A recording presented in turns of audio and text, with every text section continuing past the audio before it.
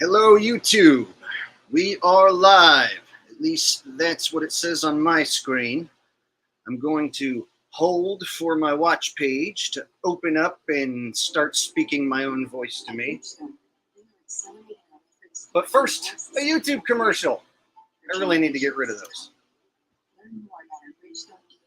Oh, yes. Do you guys hear me? How's everyone tonight? Oh, there I am. I look good. Let me turn that off. All right. So, guys, we have a hardcore flat Earth research stream for you tonight. Got Rose Bellman in the house, Toast Pipe, Aaron Calderon, PJ CNET, Dr. E. Vales, just to name a few. PJ CNET getting us started with first super chat of the night. It says, get you started again. You're so kind, sir. I appreciate that. Thank you, PJ. CNET, Jess Palmer says, what's that?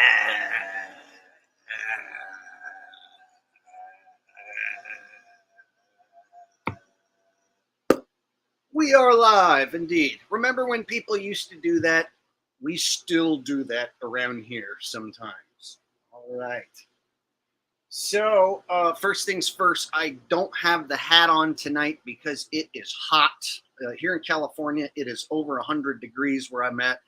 It's been blazing hot all day, and the office is hot, and I don't want to put anything hot on my head and then increase the heat while I'm trying to stream. So tonight, no funny hat. And I know some people don't like the funny hat, so tonight, no funny hat. But it's mainly heat related. So the hat is alive and well. Don't be worried, the hat's fine. It's right over here. It will be back another night. Okay, so tonight we're doing some hardcore flat Earth research, model hopping, and investigating, some different possibilities of what the heck this place is. I have a hard time figuring out which model works the best because it seems I can always find a few things wrong with every model, be it the globe, the AE map, or even the Mercator map, or any map you might think works perfect. I always find something that doesn't seem to quite jive with me. So I'm going to show you guys some of my research that I've been doing behind the scenes. I haven't done anything lately as far as making videos or going live for like 5-6 days now, and it's because I've just been grinding away on some research. I've been looking at dateline deception and Mercator map and sunrise and sunsets, and going back and watching old videos from the Flat Earth past that many of you have maybe forgotten about or never saw. So today we're going to take a look at some of the stuff that I look at, and I'll show you guys what I've been researching behind the scenes as far as all this goes. And hopefully we can all learn together, and perhaps you guys have some information once I present what I show you that you can add to the discussion. All right. Corey D says, hair looking great, brother. Oh, thanks. I just took a shower. I noticed if I do a stream and don't shower, I'll get all sweaty and looking like I haven't showered in weeks. So it's like if I just shower before a stream, I notice on camera I look so much better. But that's neither here nor there tonight. But thank you for noticing. All right. Okay. So what we're going to start with tonight is a video that I saw posted over on the FPV Angel channel. And then we'll discuss a few of his videos. Then we'll take a look at Mercator a little bit. And then we'll take a look at some cruises I found. And we'll just go from there. Viking Jerk says, Jake, can you quick describe a normal chill day for you in Cali? Well, that depends, So my life kind of changes throughout the years. So what I was doing last year you know, and the year before are different than this one. So it can all depend which area I'm in. And so if you want like a quick short answer, let's say I'll wake up whenever I feel like, and I have a tendency to sleep in because I stay up late. So I'll wake up at like noon and then I'll take Rusty out for a walk, get some breakfast, take Rusty out for a walk. And then my day doesn't even get started basically until after that happens. So sometimes by then it's 1:30, 2 p.m. even before I even start doing anything. And then I like start looking at videos, maybe see if anyone on my subscription list posted anything new that's worthwhile. And then decide if I want to try and make a video out of any of that or whether I even want to do a video that day at all. And if I don't feel like doing a video, some days I just say screw it, and then maybe I'll just go to the casino and just advantage gamble and do my own thing. Or if I am looking to make a video, I'll sit there and try and gather clips and shit so that I can figure out what I want to talk about for the next stream or the next video. So basically it's always a battle, and since I have no boss and no one tells me what to do, my motivation is always of a stoner dude going at my own slow pace. So I basically am always battling with what to do next. And it's a good battle because I just get to decide whatever I feel like doing. But the bad news is there's no one there to kick me in the ass. So like some days will slip on by and I'll have just looked at some websites, screwed around all day and accomplished like nothing seemingly. So there are days that seem to slip by where I don't do much, and then there's days where I'll be like you know, driving over to the coast and doing stuff special, taking a mini vacation. So it just all depends, but there's a long short answer. All right, so let's get on to the flat earth stuff. That's what everyone comes here to watch, I would guess. So thank you for the donation, buddy. I appreciate that. And if I miss any super chats tonight while I'm showing stuff on the screen, just spam the shit out of me and tell me that I missed it, and then I'll eventually go back and find it and read it. So if I miss anyone's super chats tonight, because I don't want to miss any, I'll be showing different things and talking, and I miss any, just spam the shit out of me, all right? So sounds good to me. You're the boss. Thanks, buddy. All right. I'm my own boss. So with that, let's get started. Okay, so I'm going to use all videos tonight under fair use for analysis and criticism and reporting and comedy and any and every other thing that qualifies under fair use. And away we go. This is a video posted by APM Research or FPV Angel, Ship Routes, Pacific Ocean, and Mercator Maps. Says this is a video shared by one of our moderators, Stefan. Look at the conversation I have with Sayla below in the comments. This is more proofs of what we discovered 5 years ago. The international date lines are being used to fake the globe. Okay, and away we go.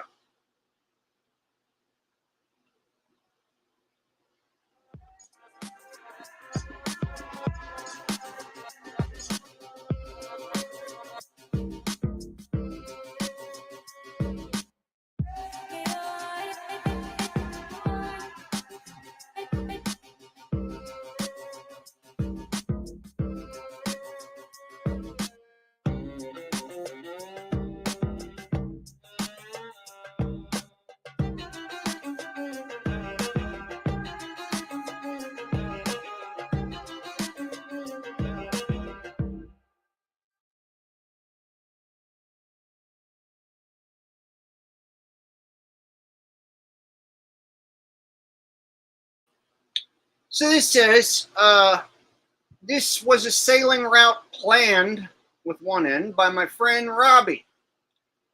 Who's Robbie? I guess we may or may not find out. So it says he is safe to Papeete, French Polynesia. Robbie never made it to Australia. He came back. Why? Okay. I guess we're going to find out together.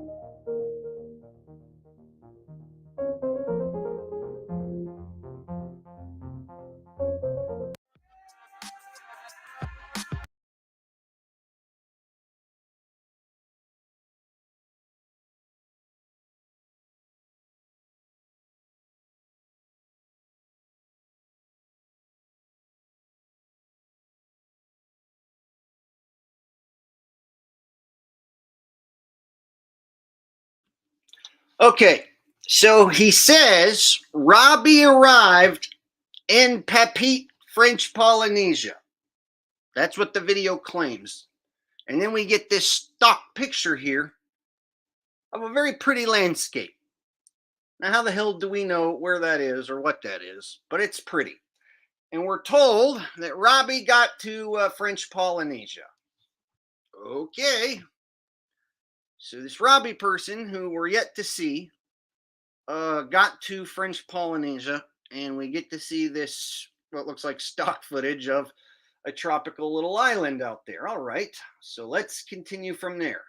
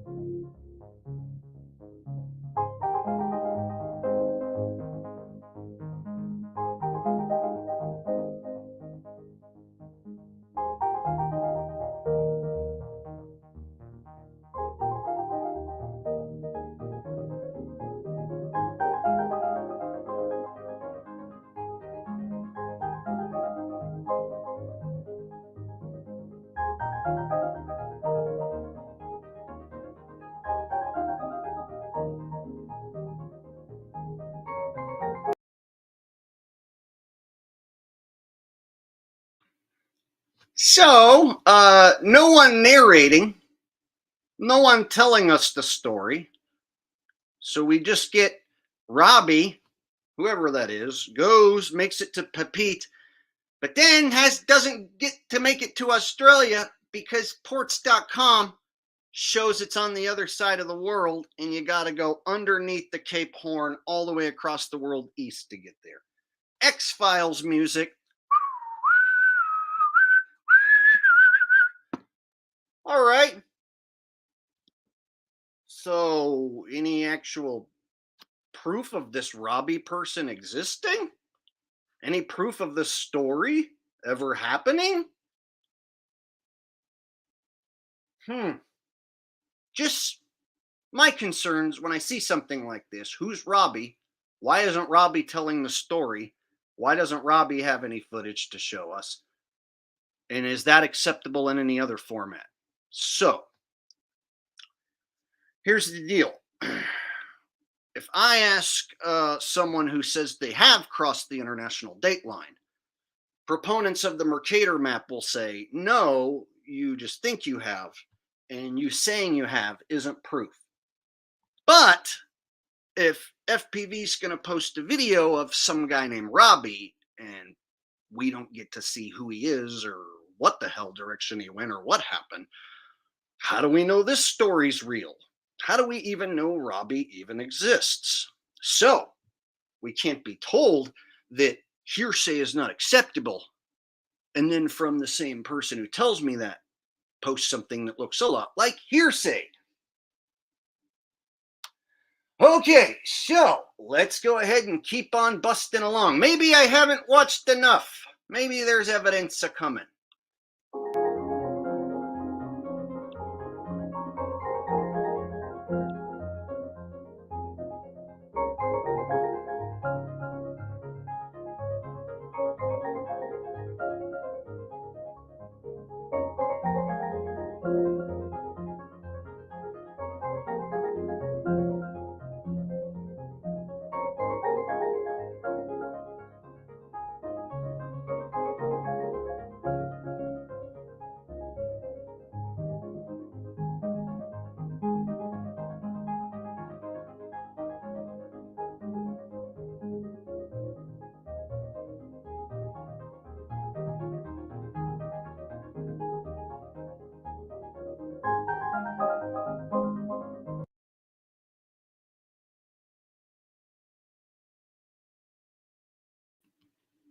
Now, I have taken you guys to this site, and I have shown you that at the international date line on this site, ports.com, you will get these routes that go all the way east.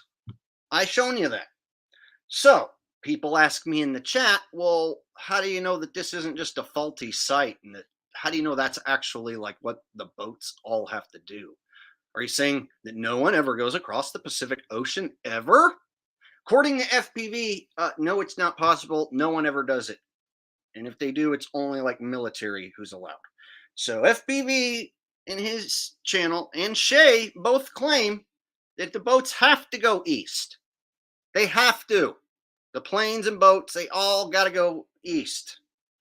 You can't go across the Pacific Ocean. But when I look for hardcore proof, this isn't quite it. And so I'm going to go to this website and I'm going to show you guys some problems with ports.com. Why it might seem like it, suggesting that these are the secret flat earth routes that go to the east. Well, if we dive into those distances and those speeds, we're going to run into an issue with trying to haul your cruise ship ass across the world in enough time to stop at all the destination that the cruise ship says it does and end up on the opposite side of the world. So we're going to get into that. All right. So Aaron Cauldron, here's the deal, buddy. I know you are a FPV fanboy, and you said that's the only actual route, though. All right, buddy, here's the deal. I'm going to show some stuff that doesn't quite jive so well with them tonight. And me and FPV have had it out through some emails that did not turn up so well. And if you fanboy of his and defend him at all costs tonight and you piss me off, I'm going to yank your fucking wrench and throw you out. Understand, Aaron? I hope we have an understanding, because I'm not a fanboy. I'm not married to that model, this model, or any model. I'm Jake the asshole. And if I find a problem, I'm going to present it. And if the person who presents me the map and model doesn't like it, well, that's tough shit. So, away we go.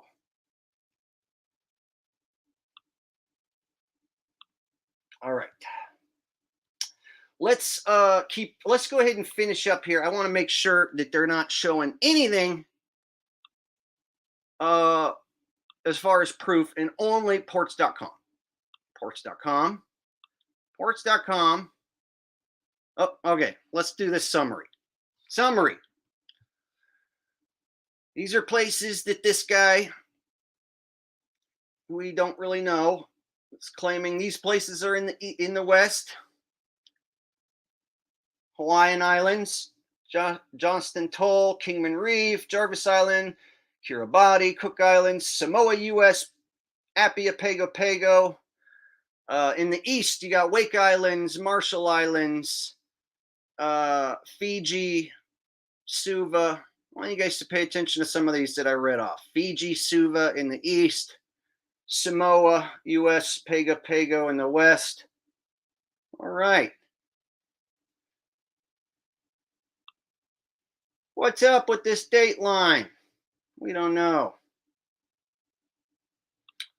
Ports.com, ports.com, ports.com, ports.com, ports.com, ports.com, ports.com, ports.com.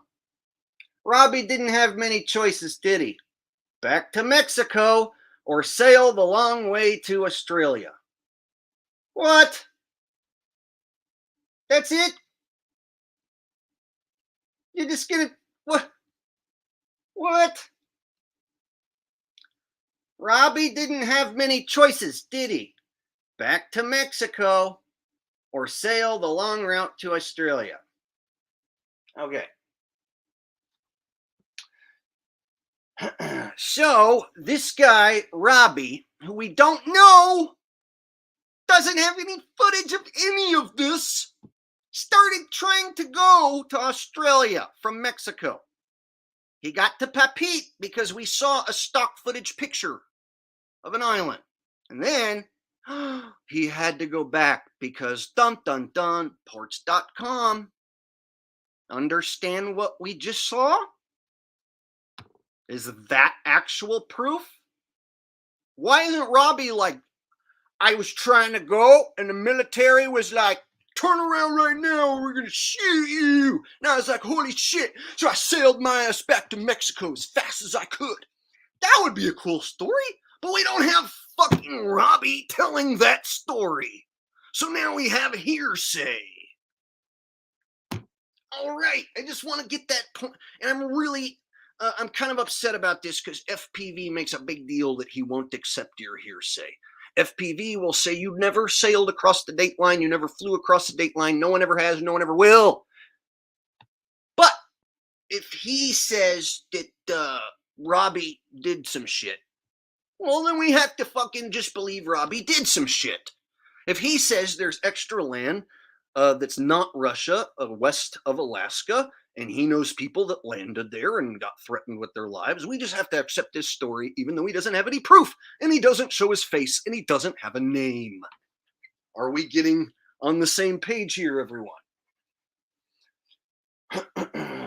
So, is there a problem at the dateline? Probably, maybe. Shit, I don't know. But I would like to see something a little better than this fucking hearsay, per se. Right? So FPV won't accept your hearsay. He won't accept your websites as proof. But he will post a video with nothing but websites as proof and hearsay. But he'll defend this to the death.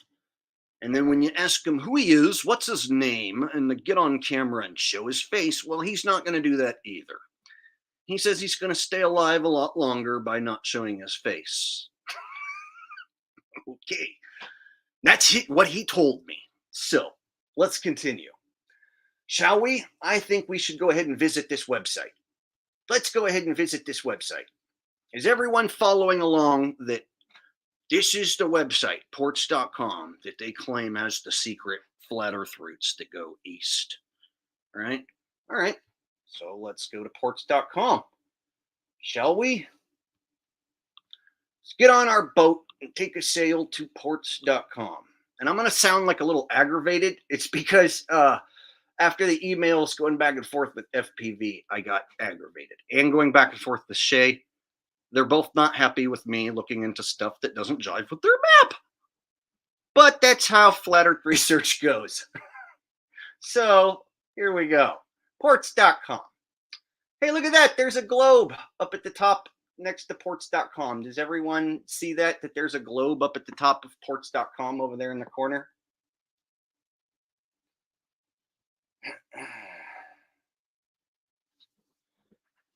Aaron, why don't you shut up and listen a little bit, huh?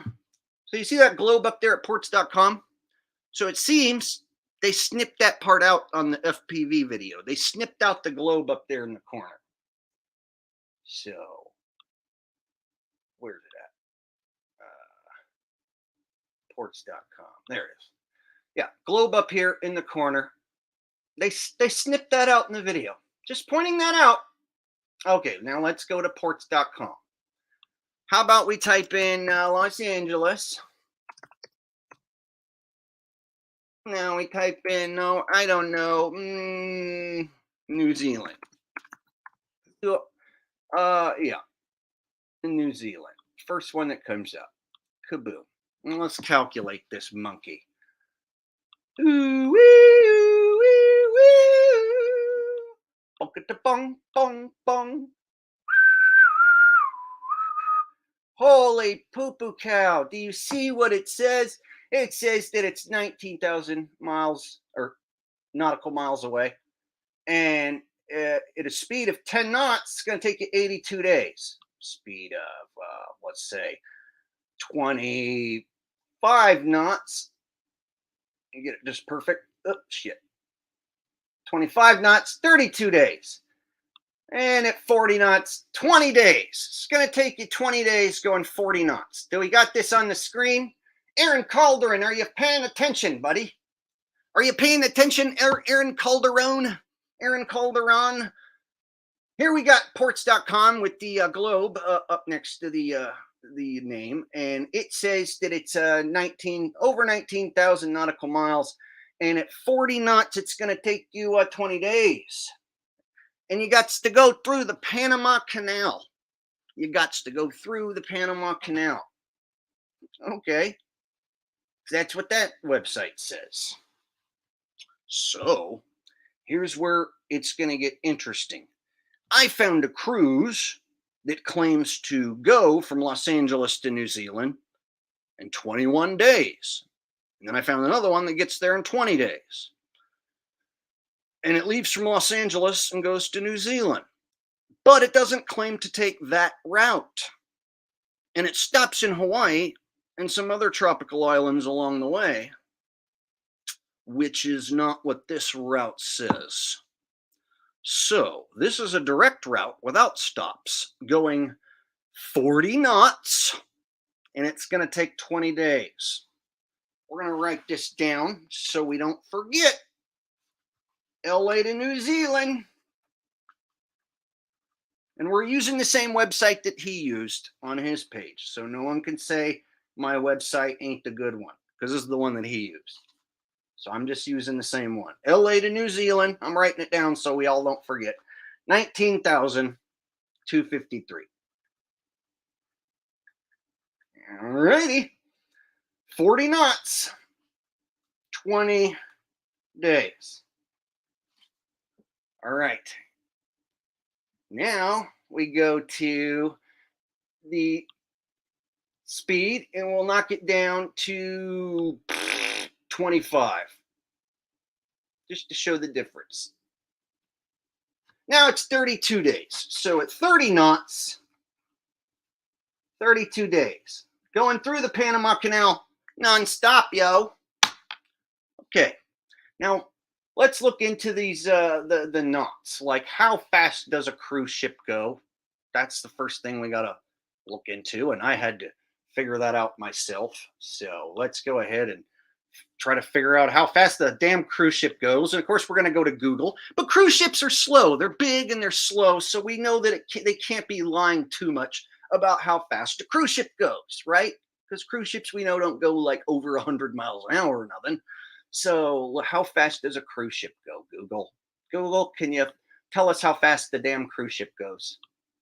All right. So Google says 23 miles per hour with max speeds reaching 30 knots. So 20 knots is average. Max speed 30 knots. Are we on the same page, folks? We on the same page? So I went ahead and showed the distance in the time with 40 knots, which apparently they don't go 40 knots. That's too fast. Then I showed it with 30 knots, which apparently is top speed. So let's go back to the ports.com one more time now that we have that information. And we'll take a look at that speed again. I hope everyone's following along. I got to like jump between a lot of different pages. So please bear with me, follow with me. I'm not going to be looking at your comments right now. Just follow along. I'm trying to jump around from shit to shit. So here we go. All right, so let's knock this monkey down to 20, because that's what they said is the average. Now you got 40 days to go this distance. All right. 40 days. According to this same website that the guy who claims to try to go across the world and didn't make it, who is FPV's friend's friend, I guess, uses. Alrighty. So now we know it should take you 40 days going 20 knots, and you got to go through the Panama Canal nonstop. So LA to New Zealand, going 20 miles an hour on a cruise ship, is going to have to go through the Panama Canal about 40 days to get there. Okay. Let's look up some cruises now, shall we? Let's take a look at some cruises now, everybody. Now that we've got that information logged into my notes. All right, so now I'm going to show you guys an interesting cruise that doesn't seem to jive with this information at all. And we're going to decide whether it might be real or fake. And then we'll get into other cruises from there. All right, so here we go.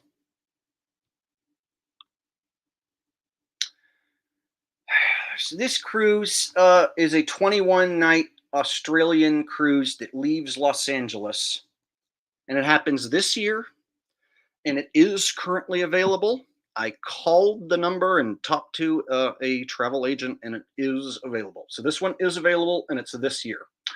And it claims to cross the international date line. Now, according to FPV, that's not possible. And according to anyone who follows this east is east and west is west model, they're going to claim that this can't happen and doesn't happen. So I'm just looking into it as a unbiased researcher, trying to figure it out, not trying to piss anyone off.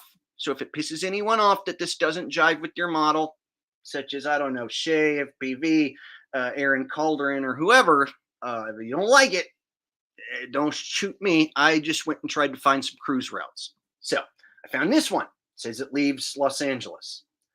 And then day 2, 3, 4, 5, 6, it shows day 6, it shows up to Hilo, Hawaii. So there's 6 days into your cruise going the opposite direction, going west, not east, going west. If Hawaii is to the west of California, 6 days of your cruise is now gone, and now you're in Hilo. Day 7, you're in Honolulu. And yes, they do stop there. They're stopping at Hilo and Honolulu. Is everyone following along?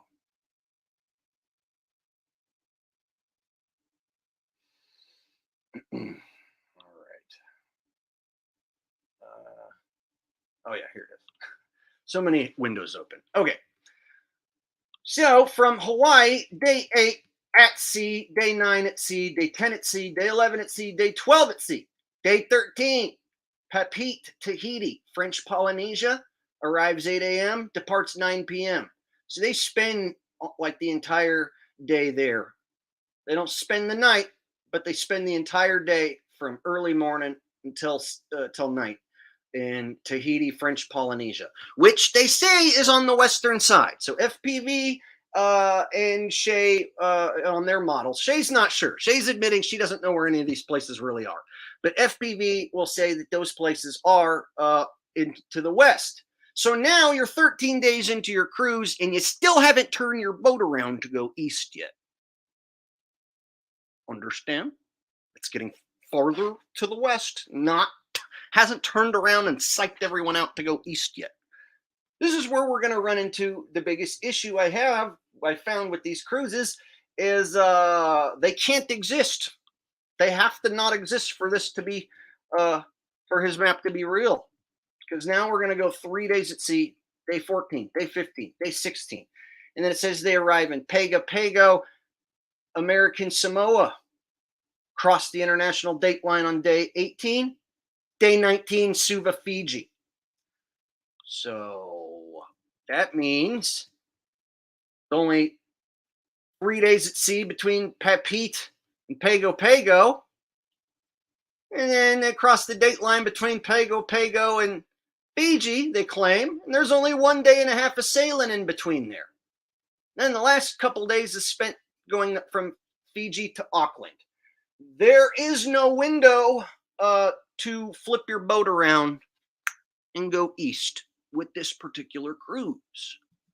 So now you have to say it's fake. But I called and checked the availability and it's bookable. It seems I could have whipped out my credit card and booked this cruise. And I can prove that I called and got the information because I did. And I have the email. So it's $3,200 cheapest to take this cruise. But then you end up in Auckland, New Zealand, and then you're going to have to fly back home. So this cruise doesn't claim to take you back to Los Angeles. Get it? Are we on the same page? Fucking Aaron, I knew you were going to say that stupid shit. Those islands are double named, Jake. When is your boat turning around, Aaron? And I'm going to throw you out after you make up an excuse. So get ready to be thrown out. When's your boat turning around? Show me on the itinerary here if this one's happening, or when your boat's going to turn around. So is Hawaii double named, Aaron? Is Hawaii double named? Are you going to take me to fake Hawaii? Are you going to take someone who grew up in Hawaii to Hawaii and then take them to a fake Hawaii and expect them not to notice? Or are you going to say Hawaii is Hawaii? Okay, then they go to French Polynesia. Is that a fake French Polynesia on the other side of the world that they got to in 5 days, Aaron Calderon? Or is that the real one on the west side? Take your pick, buddy. Because then you only got 3 days to get to Pago Pago, American Samoa. The fake one on the other side? Well, now you got 3 days to get there. So I don't like this whole saying that there's 2 islands on one side and that they're faking everyone out with that. Show me where and when the boat turns around on this itinerary. So you have to say that when it leaves Hawaii, that they go to a different Tahiti or a different one somewhere else, not on the map. Like, you have to start making up weirdo excuses that don't make sense. Or you have to say that this doesn't happen. This cruise is not real. There's no window for you to turn around. Would you like to go back to ports.com, or would you like me to read off the stuff that we wrote down? Remember, LA to New Zealand going 20 knots, 40 days. 40 days going that wrong way. And they'll go through the Panama Canal. Are you saying that these cruises go through the Panama Canal and that no one notices? FPV? Shay? Aaron? Do they go through the Panama Canal and everyone on the cruise going east through the Panama Canal does not notice when they're supposed to be out in tropical waters?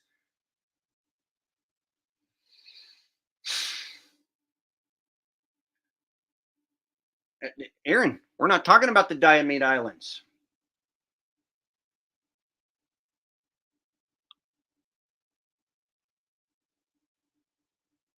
We're not talking about that, Aaron.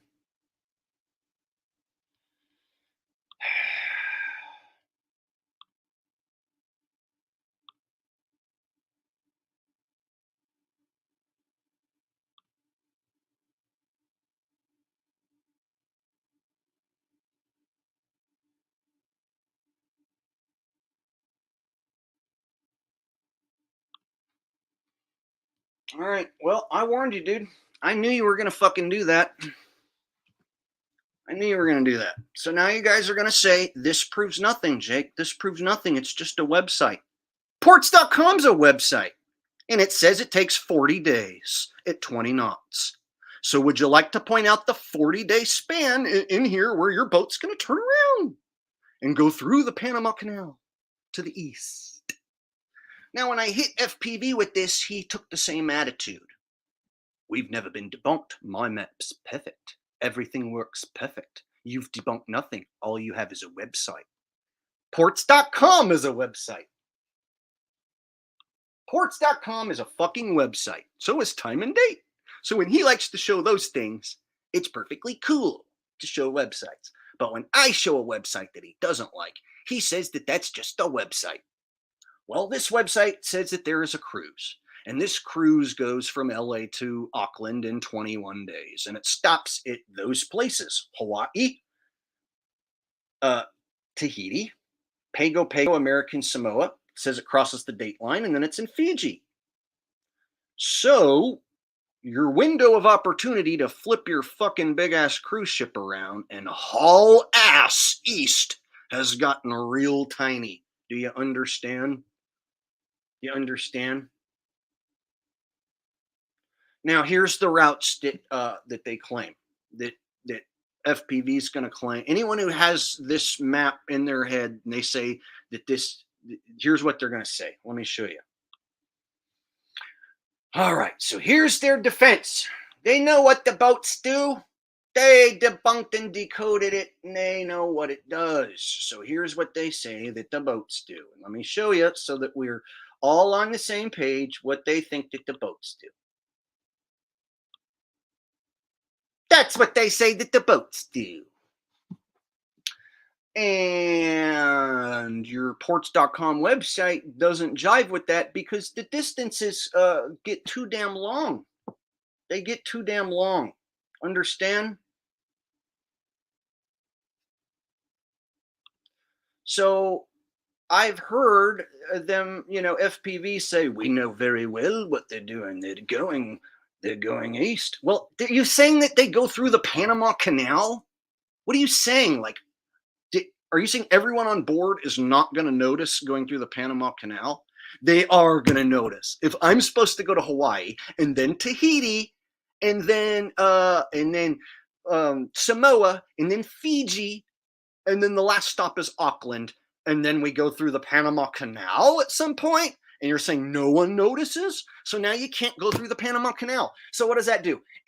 Get rid of the middle one. The middle one can't be the right one anymore. So now you have one route underneath the Cape Horn, underneath the big old long ass motherfucking Cape Horn, past Australia, past New Zealand to Fiji. You're going to go past your destination, trick everyone, going underneath the Cape Horn, and you're going to do all this in a matter of a few days on a big ass cruise ship? Windows of opportunity are getting too tight, too small. The distance is too wide. Boat too slow. Get it? Boat too slow. Boat can't go that route without everyone know. Boat too big, boat too slow. Boat go east for 40 days in a row? No. So, FPV just says, we debunked it, you're wrong. That's what he says. We debunked it, you're wrong. We debunked it, you're wrong. We know very well which way they go, and that's which way they go. So this is the thing. I don't care what planes are doing because I'm on boats right now. You know why I'm on boats? Because boats go slow. Boats go slow. And there are cruise ships. And there's cruise ships claiming to go from the West Coast to Australia, to New Zealand. And you can go from LA to New Zealand, or LA to Sydney, or San Francisco over there, or to Japan, or whatever your trans-Pacific cruise is. There's plenty of cruises claiming to do it. FPV's not saying they don't exist. He's saying they go underneath the Cape Horn and no one notices. That's what he's saying. And they do it even in the smallest of windows. Somehow, some way, he doesn't know. But if you challenge him on it, he'll say your website isn't proof. Well, I challenged him to take the cruise, and he's not interested. So I said, what if I take the cruise? Are you going to rip down all your shit if you're wrong? And it got ugly from there, of course. We didn't have a very nice email after that point. But this is what they say. And if we go back to the cruise itinerary, and this is assuming the cruise is real, I did call, check availability. I can book it, apparently. And there's many of them like it, so it's not the only one. That's not the only cruise. It's not like that's the only damn cruise that I fucking looked up. That's just one cruise that I looked up. So I can show you other examples so that you guys, if you're going to say those are fake cruises, you have to say that it was a fake agent who is going to book me the cruise. And that the cruise is never going to happen and has never happened and no one's ever done it ever and it never will. And it doesn't exist. And it's a fake listing. Are you going to do that? If not, if the boat leaves and goes any of those places, now you're in the fucked spot of having to say it goes under the Cape Horn somehow, faking everyone out the opposite direction. And that those are double islands on both sides of the map. Okay. Sorry if I'm getting frustrated or worked up here, but I've been going over this for days. And we'll pull back ports.com up again to show the problem. You guys see, like, okay, you guys ready to do it? We're going to start in Los Angeles, and we're going to go to the first stop. We're going to clear this page. First stop, we're going to go to Hawaii. So Los Angeles, we're going to go to Honolulu. We don't need to stop in Hilo. We'll just go straight to Honolulu first, because that's where the cruise goes anyway. And Honolulu and Hilo are basically right next to each other, so in the same set of islands. So we know that. So let's just go to Honolulu. And let's calculate it on ports.com. And it says only 3,000 nautical miles. And it's going to take you going 20 knots. About 6 days. Yeah, that's about right. That's what the itinerary says. So 20 knots, average speed of a cruise ship. There you go. First leg. first leg of the cruise that I showed you. All right, are we following along? Everybody following along. All right, now the second leg, they leave Hawaii and then they go to French Polynesia, Papeete. Papeete, Tahiti, French Polynesia. I've learned a lot about these places that I've never been to that one day I would like to visit. So now we'll refresh the screen again. We'll go Honolulu. Honolulu to Papeete. Papeete, which is Tahiti, French Polynesia. Calculate. They're about a little under 3,000, but they claim these are on the same side of the map. So this website says these are on the same side of the map. Go to 20 knots. It says 6 days, and on the cruise ship itinerary, it says that they get there in about 5 days, about 5-6 days. So this one matches the cruise ship itinerary from Honolulu to Tahiti. And it says on ports.com that those are on the western side. Okay? So that matches from ports.com to the itinerary. All right. Now let's get to the funny business. Let's get to the funny business. Now we're going to go Papeete to, what was the next one? Was American Samoa, Pago Pago. Pago Pago. So I type it in. Here's something I already know what happens, but you guys don't. Could not find route. Now that's weird. Papeete to Pago Pago cannot find route. So let me scrap Papeete and just go back to Honolulu. See if this works and see if this one forces it to go the opposite direction and go Honolulu to Pago Pago. Well, this one works, and it says it's only 2,800 nautical miles. It shows it's on the western side of the date line. So it won't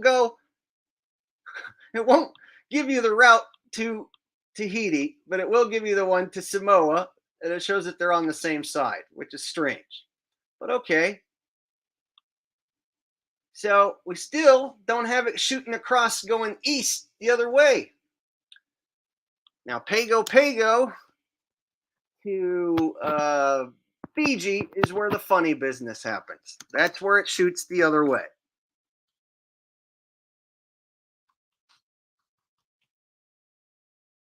Pago Pago to Suva, Fiji.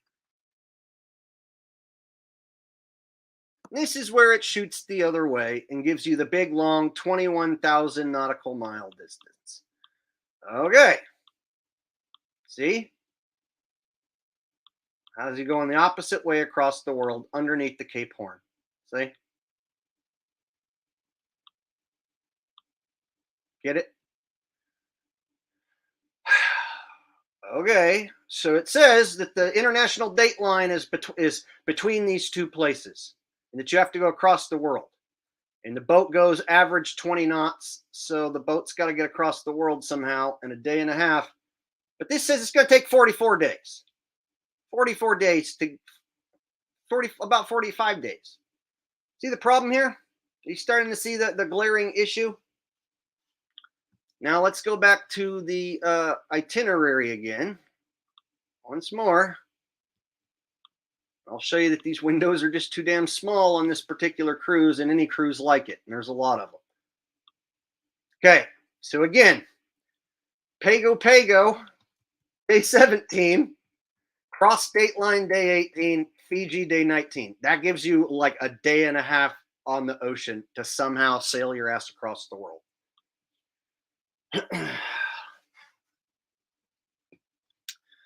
So what I'm saying is ports.com doesn't save your ass. Ports.com goes against you.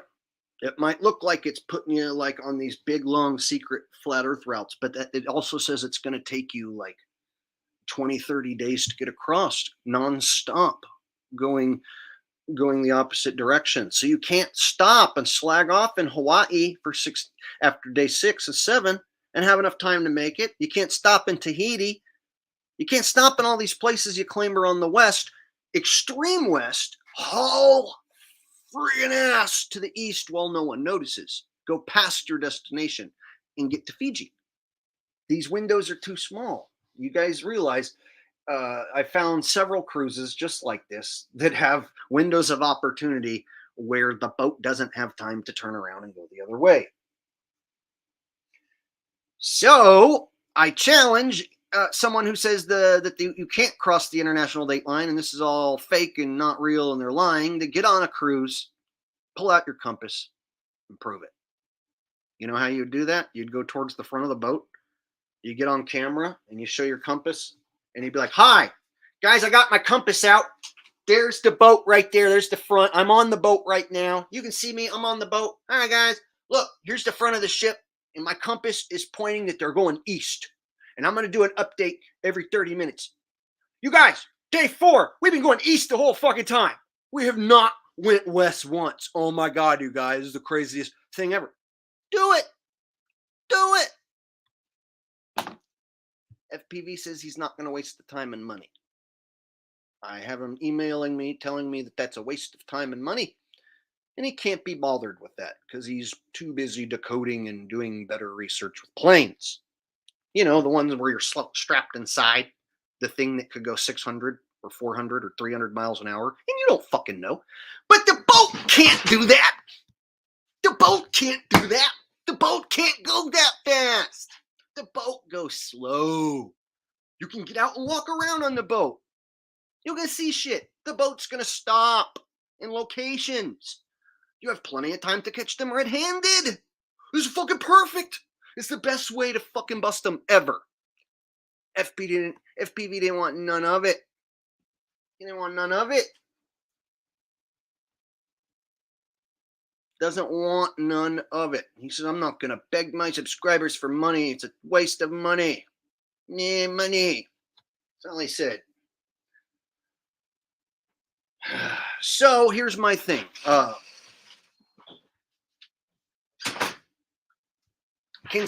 Can somebody prove that every one of these cruise ships is lying? If you can, that'd be huge. And if I do it, I'm going to take all the credit. Get it? If I bust them, I'm going to take all the credit. Because in 5 years, FPV hasn't done it. He won't even show you his face. You know, it'd be awesome as if FPV's like, hi, my name is actually Michael, and I'm on the cruise, and I've got him going to the east, and we stopped in fake Tahiti. It wasn't the real Tahiti, or whatever he wants to say, and then we went underneath the Cape Horn, and I fucking busted him. If he did that, I would call him Flat Earth God. I would. I'd call him the Flat Earth God, man. To bust the whole cruise ship industry and everyone who's ever said that they ever went that way, and you can get them on camera and you bust them and you prove to me you're on that ship and it's going the wrong way day after day after day. Do it. And I'm a little angry because he always says, we have a perfect working model. We debunked that years ago. One conscious showed you. Now, I know I'm making fun of his accent, but this is how he fucking treats me when I email him. When I email him this, he just slags it off. We debunked it years ago. We have a perfect working model. That's what he says any and every time. So we'll take a look at this perfect working model here that he claims, and I'll show you some of my problems with it. So boats, if anyone wants to take this cruise, it's looking like, am I going to have to take it? I've never, taken a cruise, so it sounds nice, but having to drop, this kind of money, like to try and prove some other guy's claim right or wrong is like, shit, I don't know, man. Why hasn't anyone else done this yet? I just learned about it. So let me show you an example of something that they said while they were on my channel that I find kind of shady.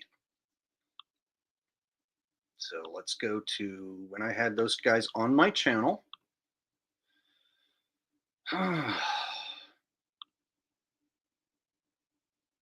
And this is when One Conscious told me about the shipping and the cruises. Here we did a cruise. I took a cruise coming from Baja, California, that was supposed to go, across the date line, supposedly. However, when you actually go through and track every little spot it stops, all those little yellow dots are where the ship stopped. It comes right up next to the international date line and then wraps back around to go to Baja, California. So then I looked at a shipping cruise coming from New Zealand that was supposed to, go out to the Polynesian islands. And it comes around New Zealand, wraps up around the shore of Australia, out to the ocean a bit, still stays on this side, even for all its stops at these little islands, and then comes back down to New Zealand. Neither one of these crossed this international date line at all through its itinerary.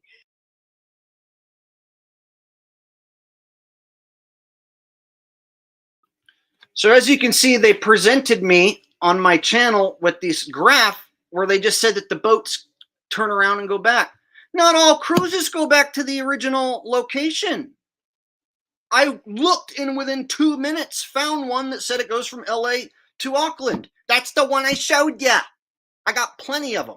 One that goes to Sydney, some that go all over New Zealand and Australia.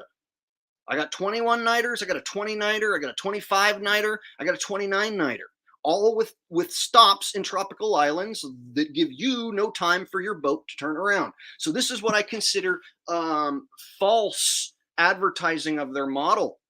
They didn't show you the cruises that don't jive with their shit. They just showed you this one as if all cruises turn around and go back home. Not all cruises turn around and go back home. You can't say all cruises go in a circle and just trick everyone. So they came on my channel and they did this, and I didn't catch them, red-handed at the time because I was letting them present. But I've had time to go back and watch this, and anytime I bring up a cruise that FPV doesn't like, he tells me that one conscious explained it to me already, and they debunked it years ago. I'm not stupid. You can't just get rid of me like that. I know what happened on my channel, and here's what happened. She talked about one cruise that she took that went back home. I'm not talking about one that goes back home. So now you have to claim that the cruises are not real and that they don't happen. And if they do happen, you have to claim that they go underneath the Cape Horn to the east, which looks to be impossible according to the itineraries and the trip time. Are we following? Is everyone following? I'm not going to throw Shay underneath the bus. She's still trying to figure it out. I presented this to her, and she does not like all of FPV's research and doesn't agree with all of it. Shay's trying to figure it out. I'm not going to throw Shay under the bus. I'm not going to try and throw anyone under the bus. I'm trying to figure it out. And if anyone doesn't like what I find or say, again, it's too bad. This is how it works to me, and I want everyone to be on the same page. So if they're going to say that all the cruises go to the date line, and then they fake you out and turn around. You can't just show one like this and then not show all the other ones that don't go against, that go completely against what you're saying here. Javid Benscum says, damn it, YouTube is hiding you from my feed, bro. What I miss. I saw Jenny Rose was on Jaren. Oh, God. They were doing damage control after your stream. Awake Souls mentioned that he coached you at some point. Those guys are absolute retarded homo shills, and we'll get to them soon. We'll get to all those. Today we're going to mainly focus on this. So me and Shay talk, and we're friends, and she's a sweetie. We have different ideas on how the Earth works, and that's fine. But FPV comes at me with this condescending attitude. That has never been debunked in 5 years, and it's perfect. And anytime I find a little problem, he treats me like we debunked that years ago. We told you how it works. And I don't like that kind of attitude. And so here's my problem. Like I said, I found a cruise that doesn't jive with their shit. I found several of them. And I'm not the only one. There's a guy, Globe Skeptic, here in chat who found several other cruises. And I could play his video. And he found several other cruises that show the same thing that I'm showing you. Entirely different cruises. So now you have to say that they're all lying and they're all fake and that they all go under the Cape Horn really, really fast somehow. Or what? What do you have left? Maybe you're wrong, is what's left. So here they are on my channel trying to tell me how cruises work.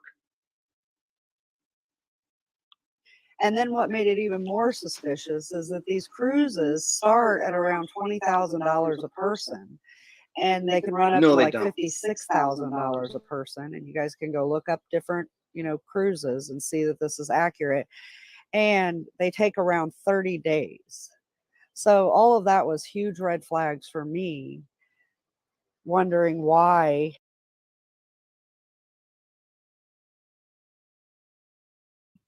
Okay, so that's their entire presentation on cruises on my channel. You want to know why that's fucking shady shit? One conscious FPV. You want to know why that's shady? Because I found 20-day cruises that don't turn around and come back home, that don't cost that much money.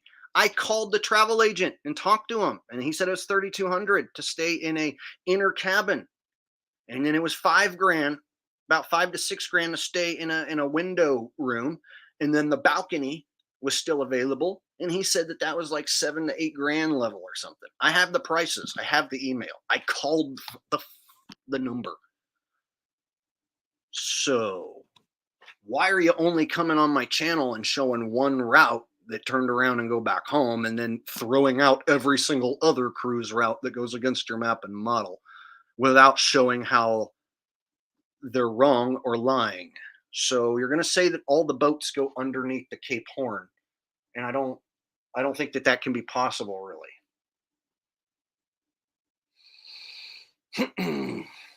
All right. Did I miss anyone's super chats at all? Have I missed anything at all? I think I saw this one by Javid, but I hope I didn't. I've been going up through a lot of shit, so I hope I didn't miss anyone's chats. Go back. I don't see any. Okay. So this is stuff that bothers me. The boats don't jive with his model, and he doesn't seem to want to get to the bottom of it. He wants to ignore it. He says it's a waste of money, and he's not going to take a cruise. To me, it should be, like his life's passion, and money shouldn't be a thing if we're talking about busting open the Dateline deception. So why does Jake the asshole, who's only known about this since May, have to be the one to discover it and take the cruise when this guy's been around for years? And of course, when I hit him with all this, with this kind of attitude, he didn't like it. And he told me to fuck off. So that was the last I talked to him. So would we like to look at some of the other issues? Is everybody with me on the boats? Are we with me on the boats?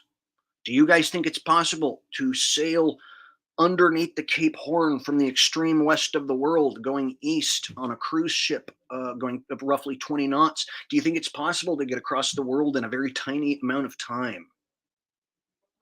Do you think you can get on a cruise ship going 20 knots roughly and go under the Cape Horn when that's not supposed to happen and no one's going to notice, and then go under Africa, and then go under Australia, and then turn a U-turn and then head back to Fiji when you were supposed to be in tropical waters the entire time in the Pacific Ocean?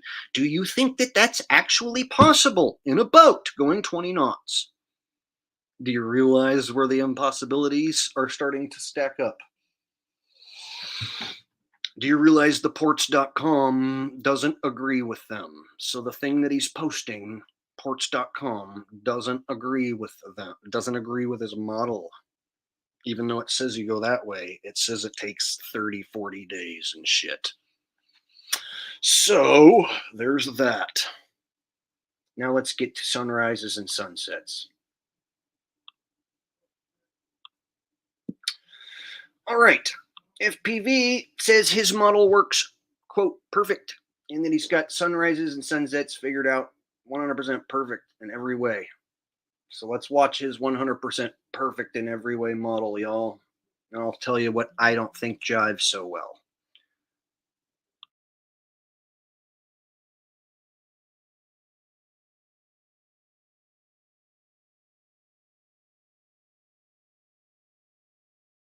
And welcome to APM Seasons.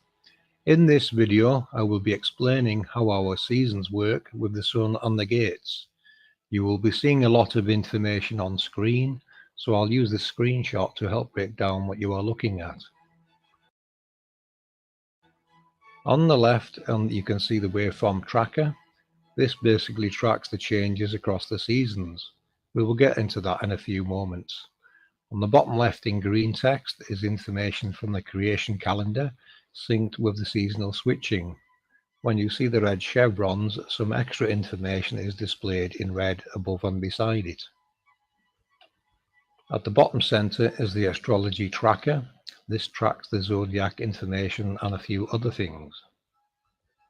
On the bottom right is the sun gate tracker, which I made to help me decode the gate's correct sequences and track the sun by degrees to help identify the gate switching from Auckland, New Zealand, and their perspective bubble. So without further ado, we will continue. We are starting from the March equinox, gate 4R on the map. Each crossing and return of the sun represents 30 days or 1 month, 360 days total over the course of a year. We did add a 24-hour sun. For now, I placed it in the path coming up from gate 6F. Boots on the ground needed from the northeastern latitudes to determine where it comes from and heads back towards the east gates. You will be seeing information relating to the sun's return path above the waveform tracker and the object crossing.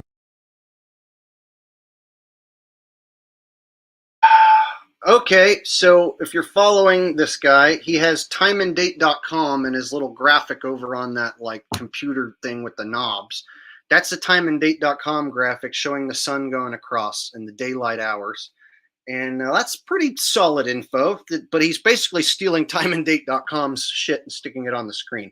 And then he's got the sun going across in straight lines across the equator and the tropics, just in straight lines. And I don't completely jive with this basic idea of like sun comes out of portal, sun comes out of a gate, sun goes into portal, and then starts back over again.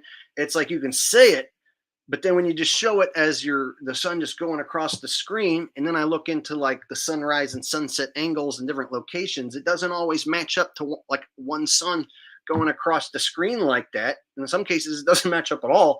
And so let me show you what I'm talking about. Let me give you a specific breakdown. So when he says coming up here, the 24-hour sun, the sun will go across and then it'll go up and around. But then other times he just has it going across and then disappearing. So it gets kind of confusing to follow along with his logic sometimes. The map from west to east after sunset. We believe these are our luminaries returning back to the east, as we have decoded previously. I do think the sun uses a sinusoidal orbit, but we added them on near orbit also, as there is more than just the sun returning east, and we will be trying to identify them by their set times. You may think those waveforms just depict day and night, but you would be wrong. They physically exist, and we have recorded them on the mimic maps. You can see them if you look carefully in the overlays on the top left. You will also see them change with the seasons in the waveform tracker. There are also members in our group recording the ISS passing, so we can try and get a better look at it. We do expect it to vanish completely before your eyes, as we have shown before with the mimic map findings. There is more than one signal moving around the map, and when they overlap, they seem to occlude the light and it reappears elsewhere. This may also be what is creating our lunar eclipse, as the waveforms overlap. Remember, if anyone at those latitudes can help identify if the sun is traveling north or south of those tropics.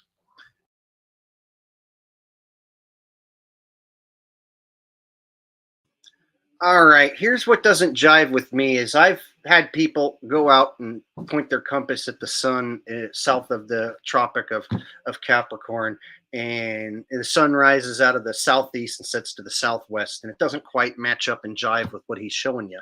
And he tells me magnetic declination and everything's just reversed. I'll even read you what he told me. But he basically just has the sun just going across the screen in these straight lines right here. And so you can see it says gate 1, December 19th, winter solstice. He just basically shoots the sun across the screen on timeanddate.com's. He just basically takes timeanddate.com and does the same thing with his model and has the sun go straight across the screen from one side to the other. And I've had people south of that position have the show that the sun's coming up out of the southeast and setting to the southwest. And I'll even show you a graphic of why, and have another guy named QNFeed break down why this doesn't make sense. At least it doesn't to me. So this is what FPV is claiming happens, that the sun comes out of gates and goes into gates. But he also says it's not Pac-Man. So he has a model that looks a lot like a Pac-Man going on a Pac-Man board from one side to the other. But he says it's not, because they're luminaries going through gates. So because they're luminaries with a plural, it's not just one sun, apparently, and they're going through gates, then it's not Pac-Man. So let's try and understand this. So what does that look like on screen to everyone? Does that look like Pac-Man on a Pac-Man board that disappears and comes across the other side? To me, it does. It looks like that's Pac-Man, and he goes in one side and then he pops out the other. But he will claim, and his team claim, that there's no Pac-Man, that it's going from a gate to another gate, and that there's luminaries that go out of the gates and go to other gates. So my thing is if I'm playing the game Pac-Man, and Pac-Man, I put him through this gate, and then he at that same moment comes out of this gate, are you going to say that that's a different Pac-Man? So at that point, am I not playing Pac-Man if I claim that it's a different Pac-Man who just came out of the other side? So now you can play Pac-Man. You can make Pac-Man go through a gate this way, and he's going to come out this side. But then all you have to do is claim that that's Mrs. Pac-Man without the fucking bow, and it's not really Pac-Man, and that it's going through gates. And so therefore now you're not playing Pac-Man anymore, and there is no Pac-Man. Do you see the logic flaw? Like, you can't show something that looks and operates exactly like Pac-Man on the screen and expect people in 2 seconds not to call it Pac-Man. So he says it's not Pac-Man, but when you look at it, that's what it looks like. So I just want to make this perfectly clear. If you're going to have a map that has the sun disappearing and then starting over somehow, people are going to say Pac-Man, whether you like it or not. And if you say it's not Pac-Man, then you have to explain why it looks and operates exactly like Pac-Man, but it's not. So that's one thing that I don't like, is that whole Pac-Man thing, because he made it look like Pac-Man. It looks like the Pac-Man board. All right. So let's have a different guy who's not me explain it to you. I'm going to go ahead and have a different YouTuber explain to you the problem here.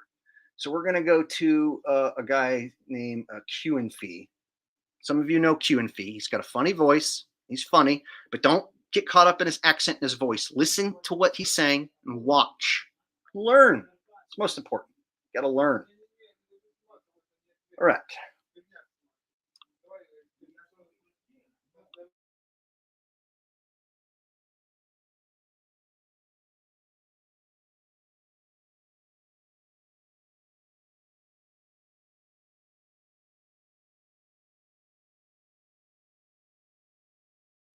It never makes 15 degrees an hour.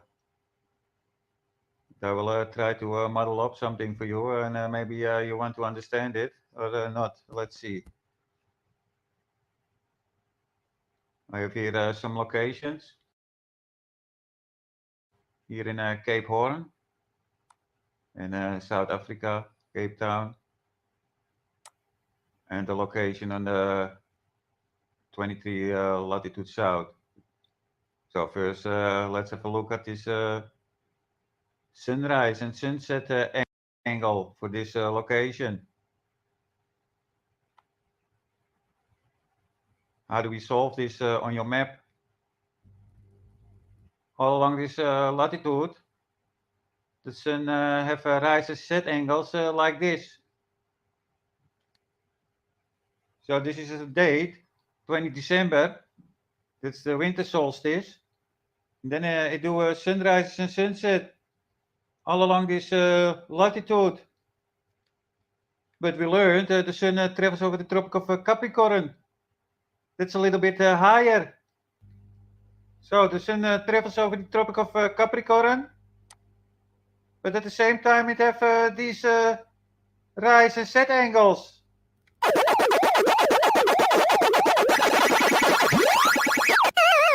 How far we need to draw up the sun on your map? Does it have Pac-Man style from north to south? So those are the things I want to know, how far this sun is on this map. Now, all those models show a sun that is traveling with 15 degrees an hour, but we can hardly measure that. Sometimes we can do that, but most of the time it's way up or way down. I even measure 60 degrees. I showed it in videos. So let's see, we are here in Africa at 2 o'clock. This is a time zone of plus 2 hours. The sun's azimuth is almost 298. Let's move an hour further and see how much degrees it moves. That's 281. That's 17 degrees. It moved. Now let's move to the 23rd latitude, south. Same time zone, 9 o'clock. The azimuth is 105. And 1 hour later, the azimuth is 101. So that's 4 degrees.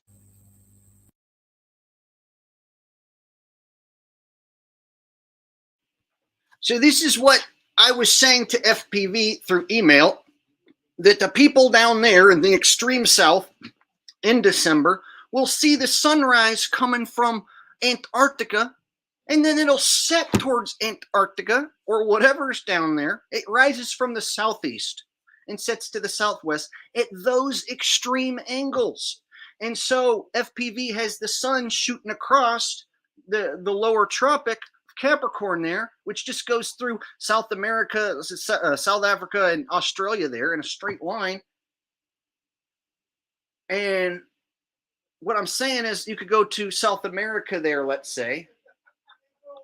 You could go down here to Ushuaia, and you're going to see the same exact thing. You're going to be looking out towards the water, towards the south, towards Antarctica. You're going to see the sun come up over your head from the southeast, be up over the top of you, and then set to the southwest. And you can't have the sun just go across like this in a straight line. And you'll be looking out towards the water and see it coming from the south down here. So when I presented this to FPV, he just told me magnetic declination, and you just reverse everything, and it fixes everything perfectly. I'll even read you what he told me, and then you can tell me if that makes sense to you. All right, let me read you what he told me. He says, as far as sunrises, he goes, sunrises work perfect. Magnetic declination from New Zealand to the North Pole points at northwest, which would be correct for their location, thus making the sunrise from the southeast on the compass, which is correct. I added the sunrise angles in the seasons video for New Zealand for the course of a year. In the west, the declination reverses, thus making it set in the southwest, as the compass would point northeast for the North Pole from there. Pretty basic stuff, really. So simply put a compass over New Zealand with its magnetic declination and the same for the west, and there's your result, already decoded. The map and sun doesn't move, just the magnetic declination to the observer. And then he says, I made this animation to show Q and Phi. It works perfect as it's all one unit moving in unison. I seen his video, so I responded. I asked him in the comments if he's paying attention. I have nothing to hide, and we haven't seen him since. So basically, he just says magnetic declination and everything's reversed. So I didn't quite make sense of that answer, and I'm like, no, it comes out of the. You can't just say that magnetic declination and that it's not doing that, but it is, but it's not at the same time. So what we're seeing on screen is the biggest problem I have with the AE map, is the sun will come out of the southeast and set to the southwest, which is a debunk of the AE map as well. So you can't have that as a EMAC debunk, but then work on the Mercator map with your sun just going across in a straight line along the tropic. When someone down here below your tropic, let's say Ushuaia or the Cape Horn, looking directly south into this ocean down here, they're going to see the sun coming up out of the southeast, setting to the southwest, back towards Antarctica, and that's what they're actually seeing happen. And you can't say that it's just going in a straight line and that their compass, they just don't know how to use their compass. So it's like he just says the word magnetic declination and expects all this to be perfectly fixed.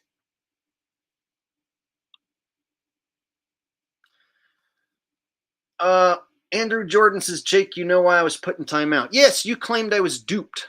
I'm the one explaining it all out to you in detail right now, so you don't get to say I was duped by anyone. I brought on a guy who made some claims, and then I went and done some investigation, and this is the point I'm at.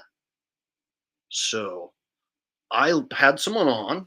I never really heard about what they were talking about so much, and then I had to go look into it, figure it out. Now I'm telling you how it works. So I didn't like you saying that I got duped, because that makes it out like you're some smart guy who knew the whole time or some shit, when I'm the one here presenting you all the actual information. Okay. So I put you in timeout.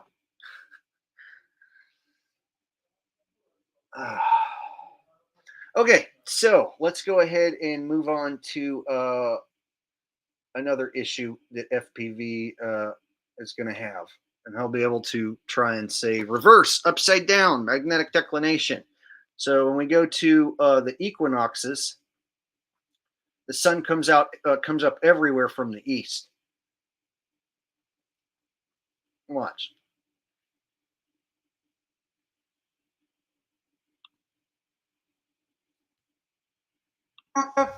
Your map can be okay, but the stuff in the sky don't work on your map.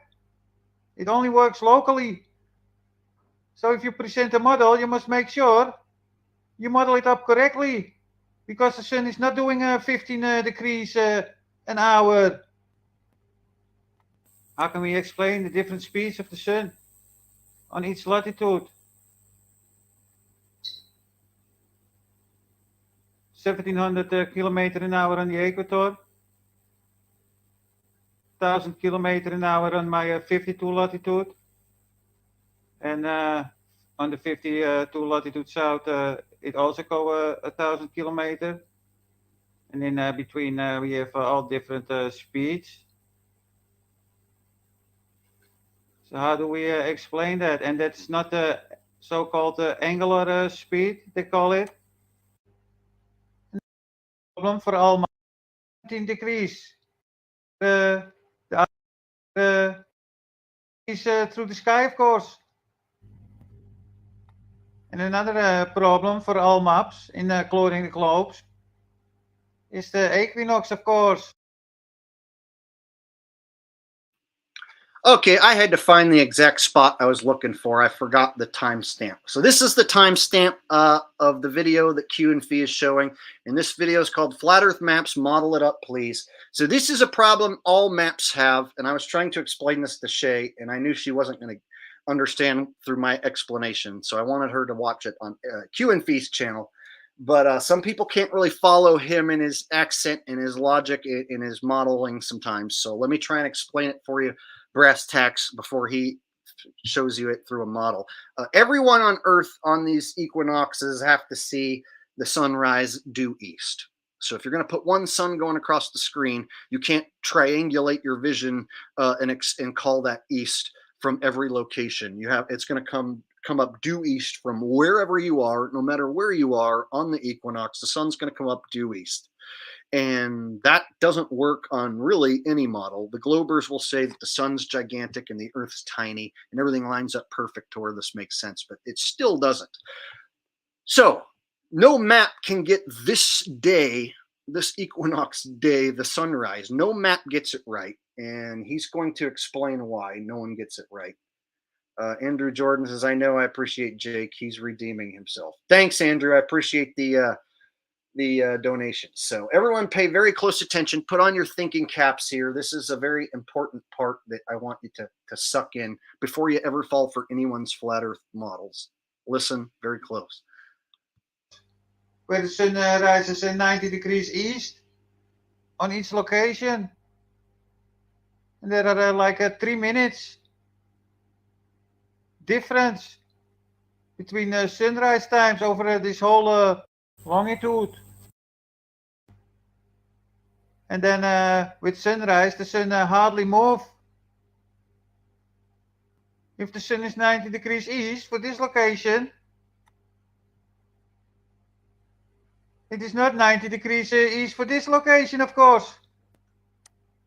I would more look in this direction to this 90 degrees sun from the equator. It can never be 90 degrees east with one sun, of course. So people look in this direction when there is one sun, and not 90 degrees east, of course. Those are all big errors.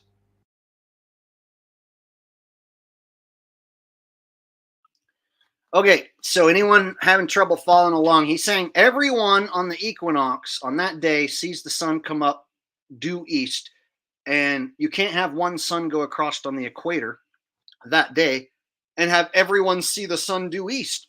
So what he has is somebody up in Europe is going to have to look south, and he has someone down there, let's say near Antarctica, they're going to have to look up north. And so only the people on the equator are going to see it due east. But everyone in the world on that day, no matter where they are, all see it come up from due east.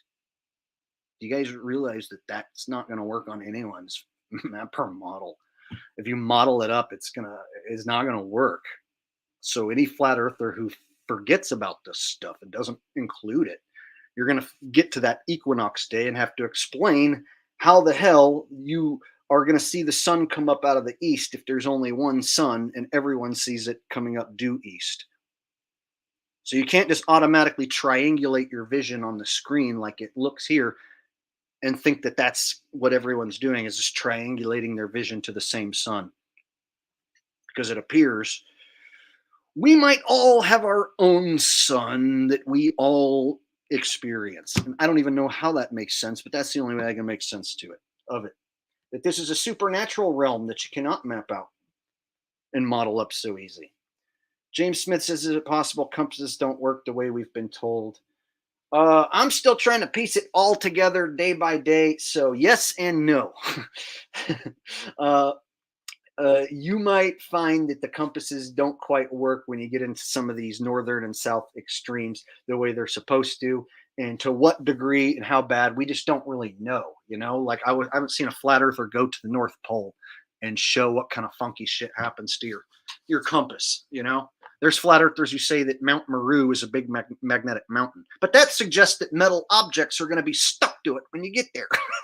And that there'll be like metal objects flying by, like heading towards the big magnetic mountain. So you're going with the big magnetic mountain theory, and who knows what's there. I throw my hands up at it, and I try not to make any claims or any statements that I'm unsure of. So let's just continue with what Q and Fee's saying here, because this is an important part here. It don't seem to work when you combine locations. I have more than 130 videos showing that. People should read the official data, and then they can figure out our place. Because this is just shitty.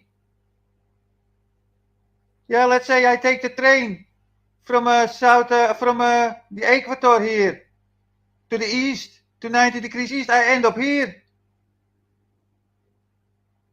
But when I travel to Russia, I have to go northeast-ish. So why don't that work the same with the sun? I can draw a plane here.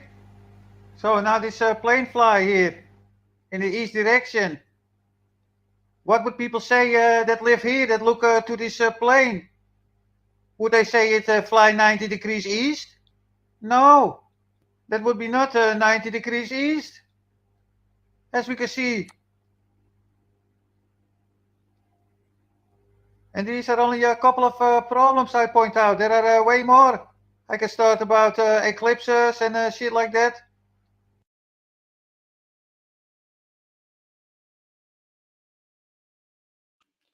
Okay, for those of you wondering, QNFE is not a glober. He debunks all maps, including and models, including the globe. That's what he does. That's his thing. He doesn't have a map or model.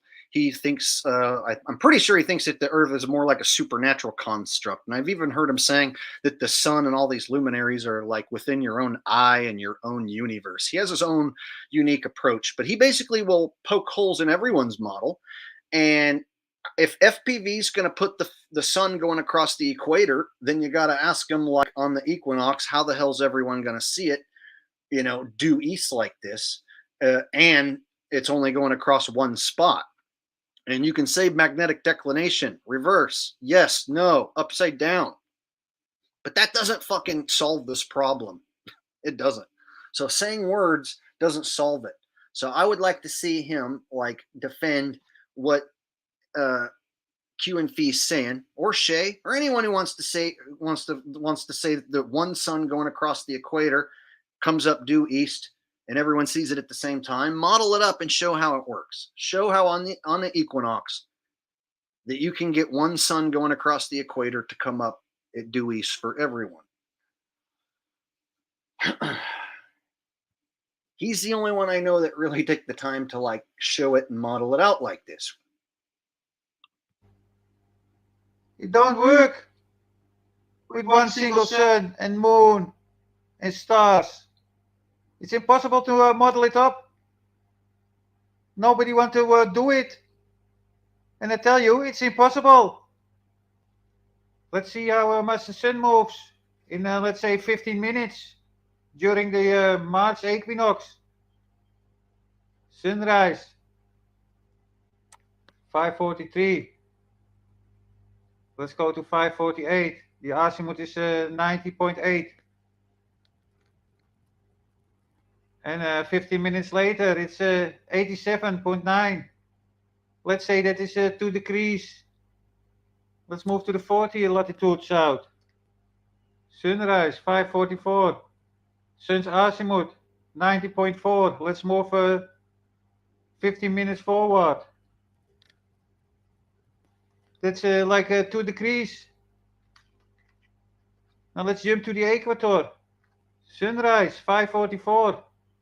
Azimuth is 89.8. Let's move 15 minutes forward. That's like 1 degree. Now let's move to the 40 latitude north. Sunrise, 5:42. Azimuth, 88.8.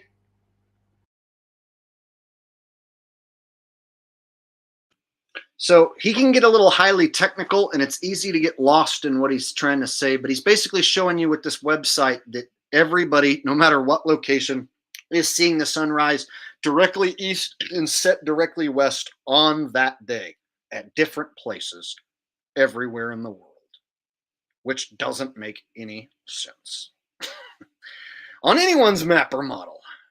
It really doesn't.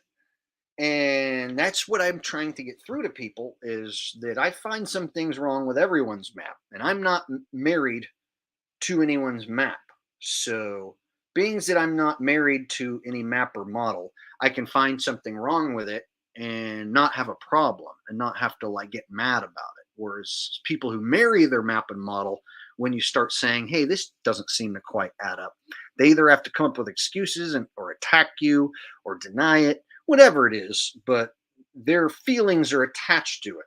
Whereas I'm not attached to any of these models.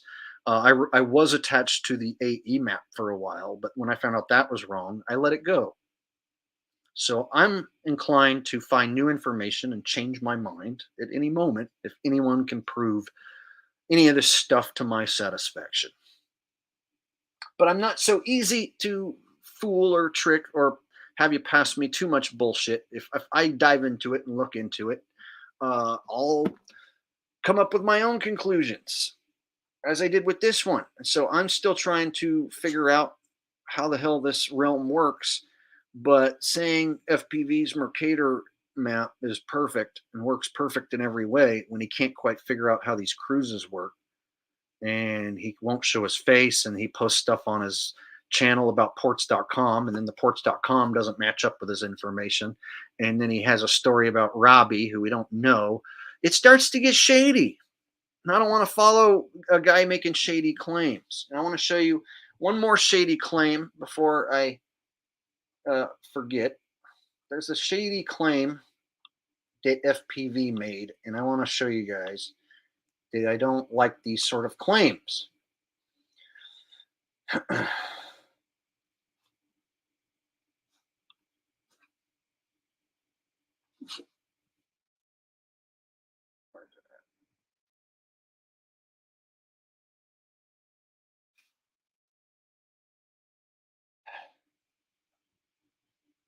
Hold on, let me grab the video real quick. I don't have it ready. Let's snag it. So he says that these people went to the land west of Alaska and ended up in Russia, or I mean the land that's not Russia, that it's fake Russia. I find it and pull it up. Give me 1 minute, guys.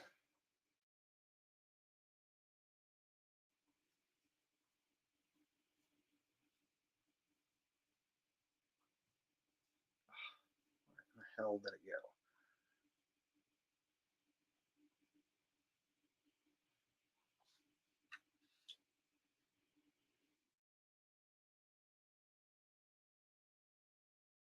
Ah, got it. Okay. Sorry for the delay. 1 second.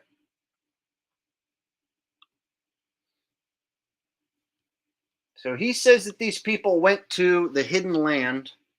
He's claiming these people went to the hidden land that they weren't supposed to go to. And I want you guys to hear what he's claiming. Because this isn't something that I would ever say. So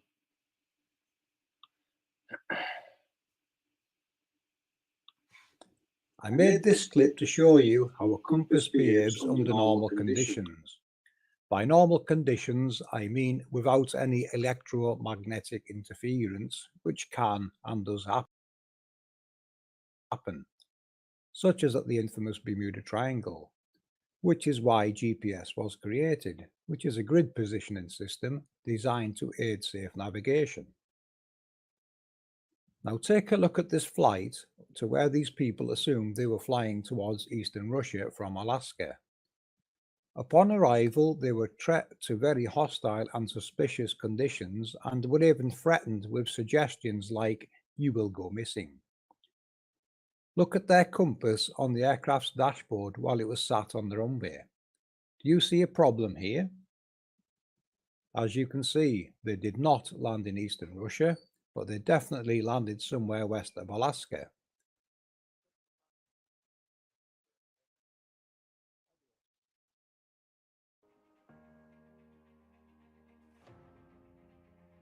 The map and grid you see on screen are the map and model we work with.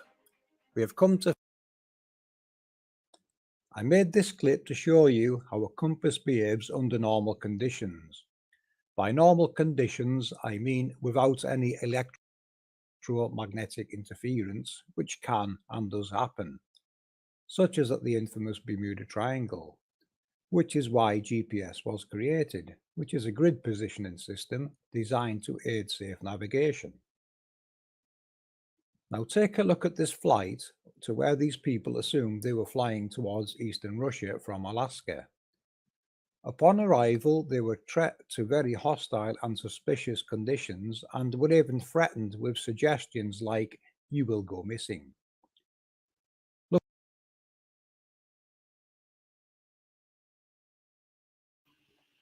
that is one hell of a claim that these people flew to the secret land and had their life threatened. Why any of that on screen?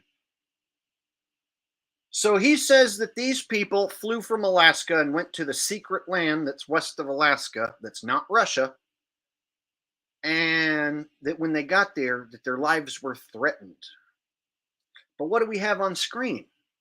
we have a still shot and him adding his own compasses and some lines and shit. So we have a doctored photo. How do we know where that is? Does anybody here know where that is?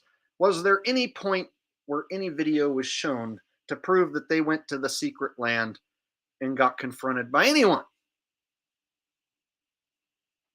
And again, people who don't know, FPV says when you leave Alaska going west, that there is secret land over there that's not Russia. So you can't get to Russia going west from Alaska, and that's the secret land. And he's saying that these people went to the secret land. But he doesn't show any footage, so I am looking at the title, and I think it says, "Flying our plane to Russia did not go as planned." Let me see if I can find that video, because I'm now looking at that title. Let me see if I can find this somewhere. Flying to Russia did not go as flying.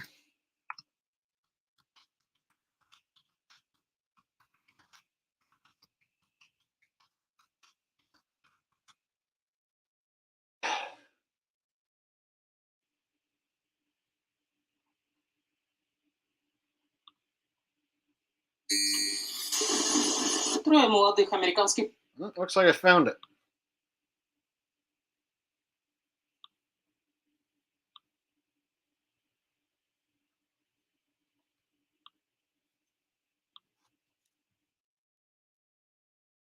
I haven't watched this video. It's long. It's 37 minutes.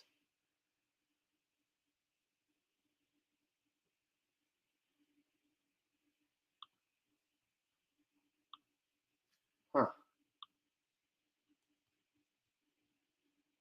I'm just now looking at the title of the video, and I just now found it. So this is new info that I'm looking at right now in real time. See if we can take a look at this, because they're claiming this is like the other land in Russia or something. That's not Russia. Yeah. It's like quartering, right? You know what? Amazon Ads has a universe of ways for you to build your brand and reach new audience.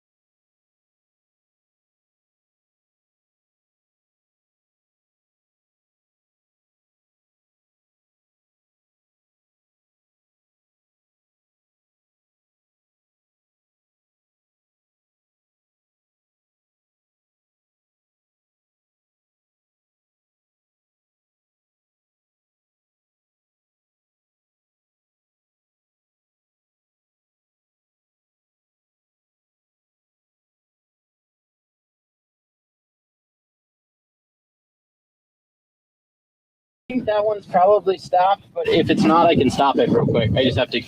Yeah, can I go?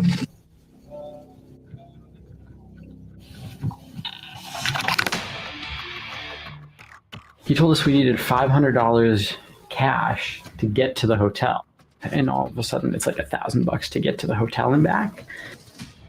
We drive down to this beach, and there's a boat there that they drive onto. We get in the boat. Our taxi driver gets out.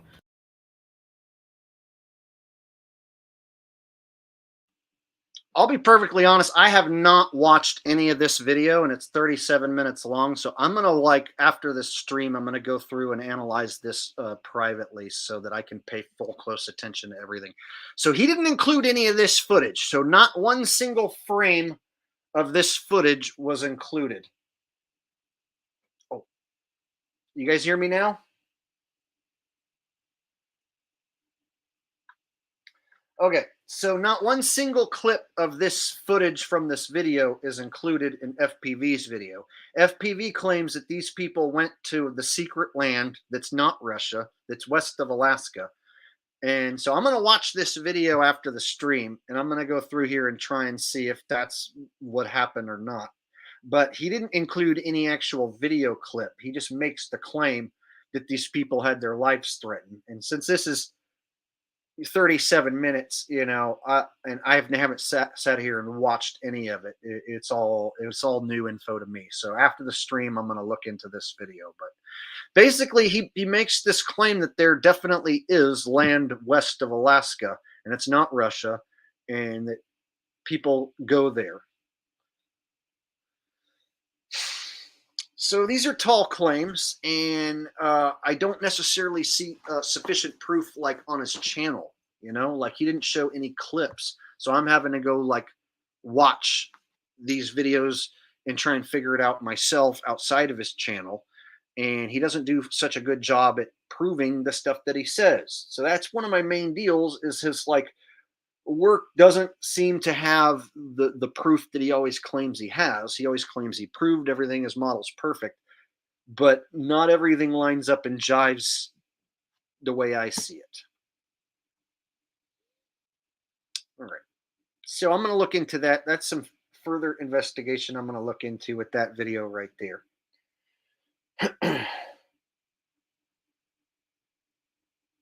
So could there be an issue at the international date line? Absolutely, there could be an issue at the international date line. But simply disregarding all the cruises that go against that and then saying that they all just go underneath the Cape Horn doesn't quite jive with me either. So it's up to us to maybe try and get to the bottom of this. And if anyone is going to take a trans-Pacific cruise in the future, I would ask that you take some video of you showing which way the boat's going with a compass. All you have to do is just pull out a compass and show on camera, like towards the front of the boat. Like we can see the boat and your compass, and we can go, oh shit, yeah, it's going southeast. All right. And if you showed that like every 30 minutes, every hour, did a little update that the boat's still doing that, then we would know like all day long that the boat went in the wrong direction or whatnot. So if anyone ever does this, you can use a compass and take readings and have it on camera. And then you can also do like a GPS unit. And so I would like to get to the bottom of this. And I've even looked into me taking this cruise as well. Sounds like a fun little vacation.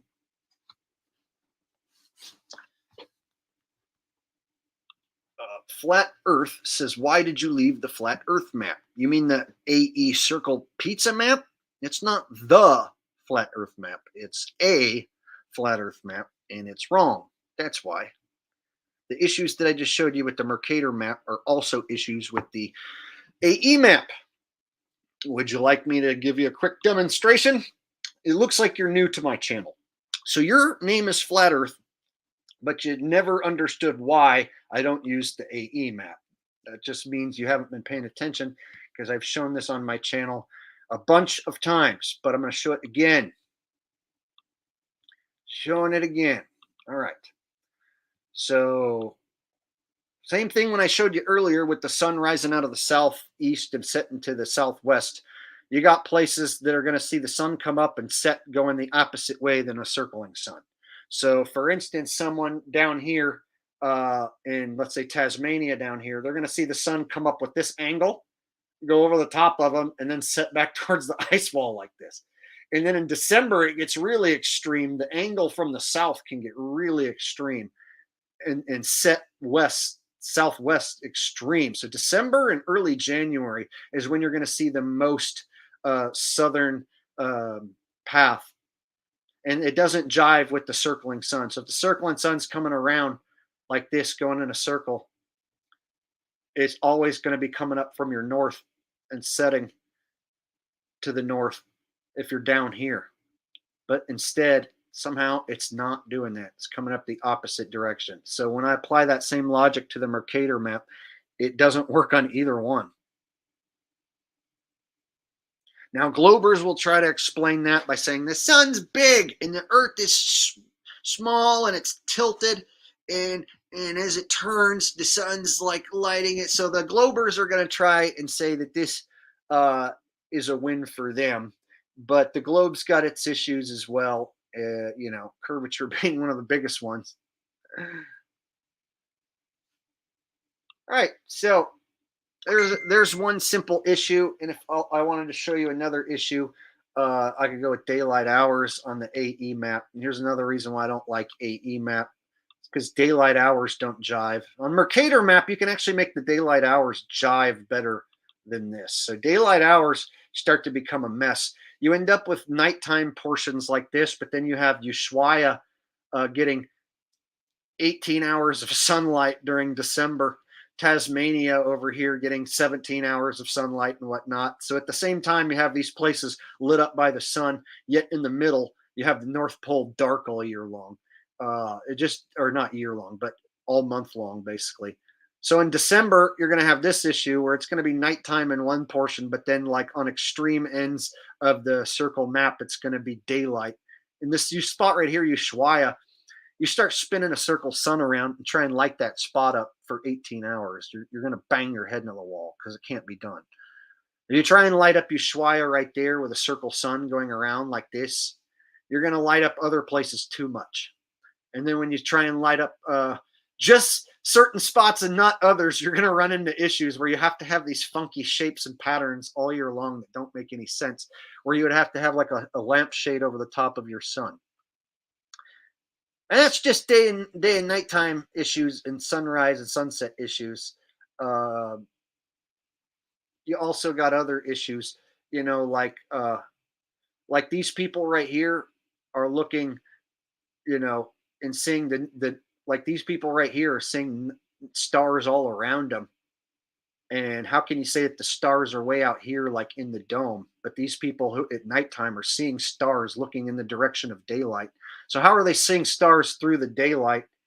These people, let's say up here near the North Pole, all around them in every direction is nighttime and stars. So how can they be seeing stars through this daylight up against a dome way down here? It starts to fall apart in many different ways, really. All right.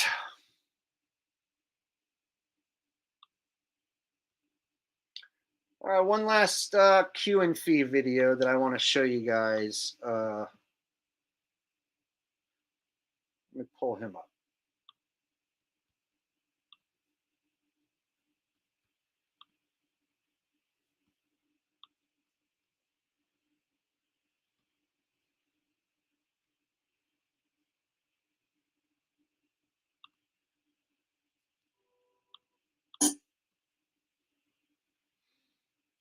All right.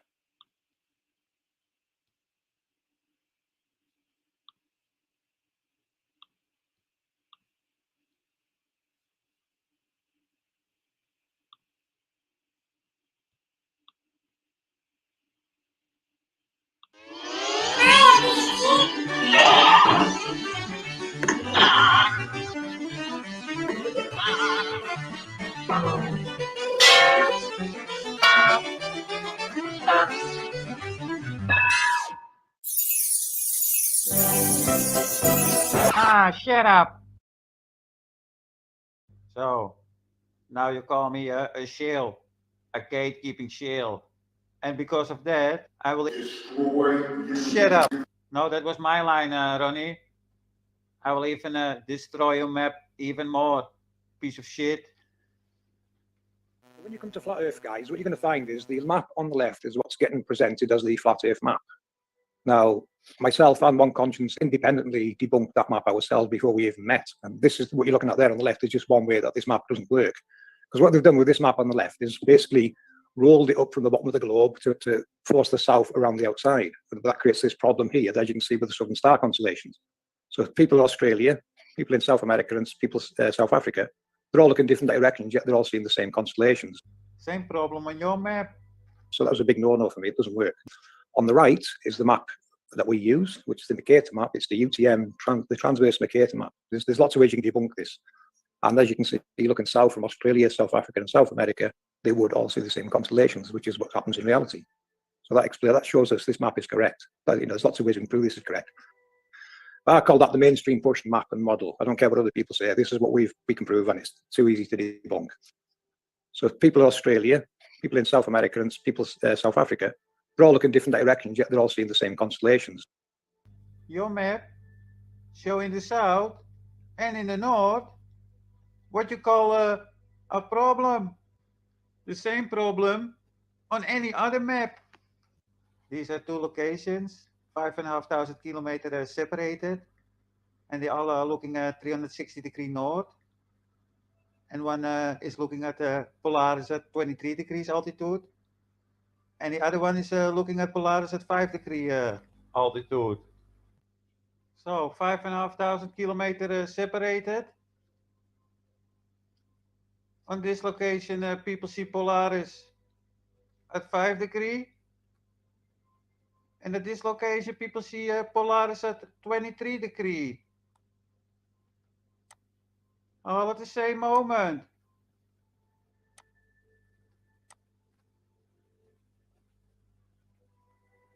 We all know when we make star trails, they not move through the sky. Polaris stays on its spot, and everything is circling around it on each location.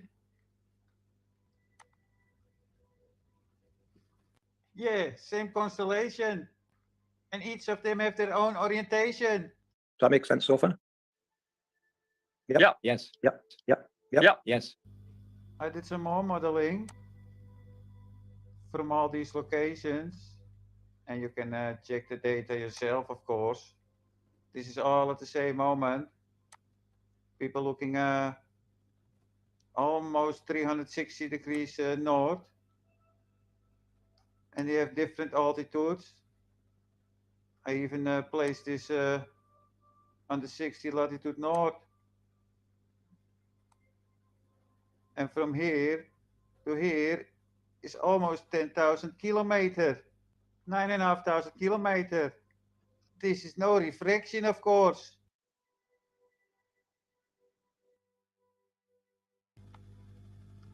This is something different. And I think it hurts this guy's his brain when you have to model it up.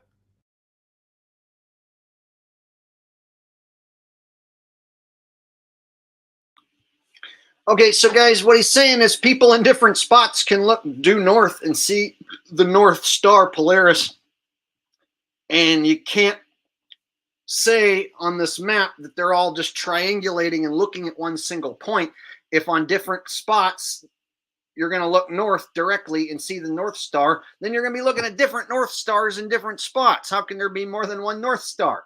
So what he's showing you is someone in Alaska looks north and sees the North Star, and then someone over in Florida or Maine looks north and sees the North Star.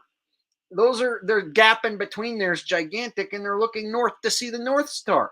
And so you can't just automatically assume that you're triangulating all those spots together into one single point, calling it the North Star.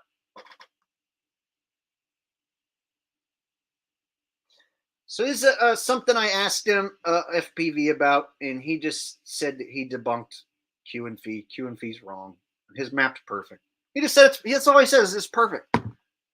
So anytime I ask FPV, like, how the hell does this work, he just will tell me that his map's perfect, and they debunked it years ago.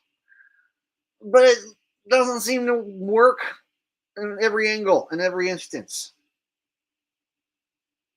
And I don't like someone telling me that their shit's perfect. Perfect. Works in every instance so perfect. So I actually wouldn't be so upset with him if he was willing to admit that, yeah, well, not all his shit makes perfect sense. But he says it's perfect. So since he uses the word perfect, that's what's got me irritated. And he's not willing to take a cruise, has never taken a cruise, won't take a cruise, won't take any money, won't raise any money, doesn't want to hear about any cruise info I find. So that's where we hit our standstill between me and that channel. And Shay agrees with me on a lot of, she doesn't like this guy either, but she realizes that this also hurts her map and model as well. And she's got to go back to the drawing board and try and figure it out. So she can go back to the drawing board and try and figure all this out and fix it and represent it. But I don't see how that's going to be possible, because it looks like every map and every model fails in one way or another because maybe we live in a supernatural construct that cannot be mapped out like that.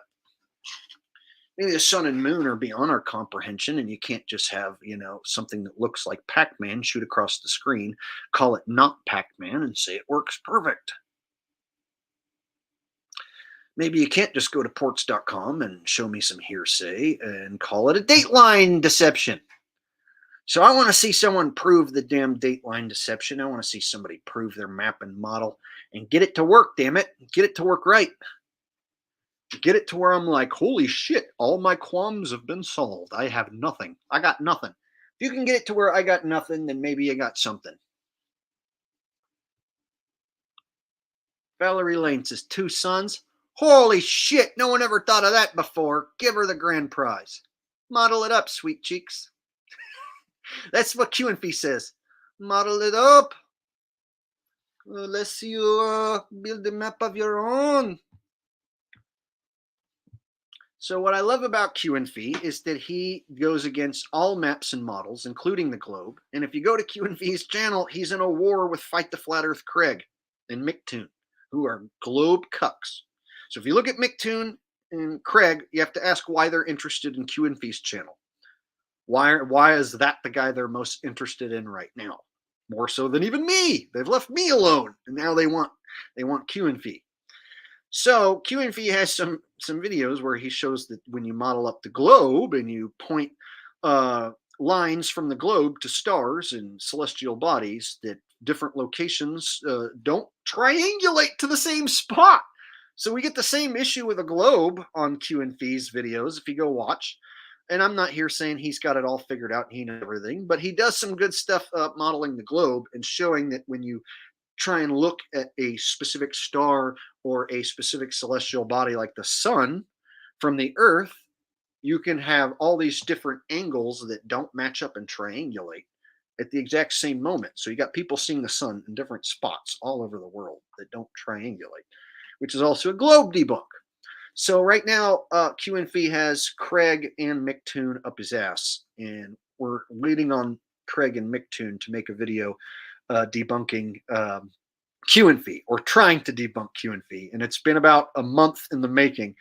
And Fight the Fat Ass Craig is claiming that he's 3 weeks into this video and he's gonna prove them all wrong. So I'm watching behind the scenes. Here's the thing: I don't just do my research, and I don't rely on anyone else's research. And I look at all the different variables. So I do my own research, and then I look at other people's research. So if Q&F has done some work for me in the past, like 2 years ago, and already looked at this map and found problems, I can go dust off his video and show it because he already modeled it up and has a way better ability to show graphics than I do. I don't have that ability.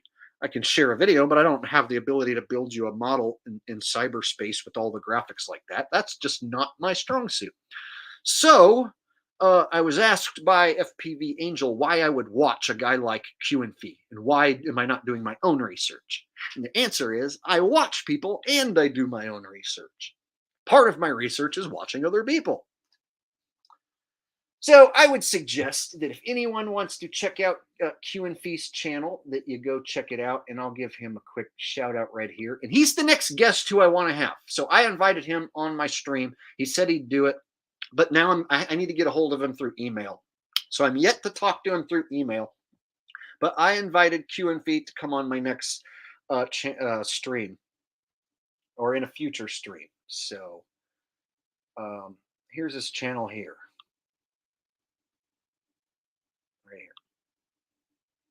Q&F. He's got 2 channels. One's called Q&F, and then the other one's called Q&Fs. One has 10,000 subs, and the other one has 1,800 subs. So as you can see, he's in a war with the globe cucks. So nobody can say that he's just a globe earther being mean to flat earthers. So he's in a war with these globe cucks. And he's also in the past went against some shills, Ronnie and Jason, with their stereographic bullcrap map. So we can even do a quick one here. Like this. How the fuck? For that 6.5 inches 2,470 used to measure with. Shut up.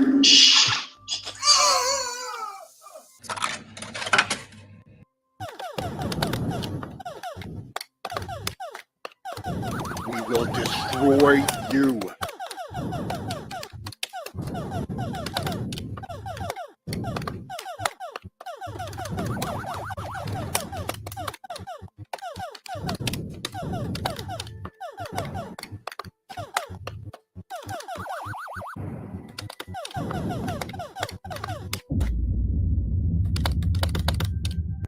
Maybe you can explain why compasses don't lose magnetism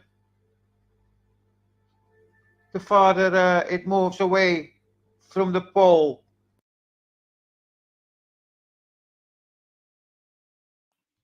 So right here, I'm not going to play the whole video because this one's super long, but right here he goes after Ronnie and Jason. So he goes after Ronnie and Jason who have their stereographic map. And he does probably, I don't know, maybe 10 different videos against these guys. And Ronnie and Jason are homo shills who claim that this stereographic map is the right map. And they called me a satanic shill. They said that I was friends with David Weiss and that I run a pedo ring with David Weiss. And so what I like about Q and Feast channel is he debunks these dudes in several different videos. See flat earth maps when navigation gone wrong. And so he's gone after these guys several different times. He goes after any and every map and model. See here, debunking flat earth maps, Team Yahashawai. He goes after the AE map and ball earth. So shout outs to Q and Fee. I'd like to have you on my next stream or in a future stream so we can talk some flat earth together. All right.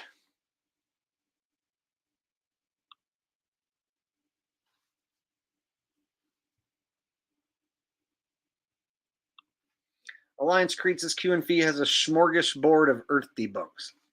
Indeed. Now, some of his videos get a little highly technical and tough to follow. And I don't necessarily agree with every video he's ever made, but he does do a good job when he models stuff up and breaks simple things down. Because there is real world data out there that does match up with some of these websites. And you can do your own research as far as like you can aim a compass at the sun. Ask people in other countries to aim a compass at the sun during sunrise and sunset. And you can find that sometimes your data will match up to time and date real damn good. And there's cases where that data matches up perfectly and it doesn't match an AE map and it doesn't quite match a globe and it doesn't quite match a Mercator map. And then you're stuck wondering what the hell you're even proving to yourself. And so I'm getting to the point where I can find holes in any map and model, and I'm not married to any map and model for that point. So, well, it looks like I missed a super chat from Alliance Creed. Let me go back up there and grab it.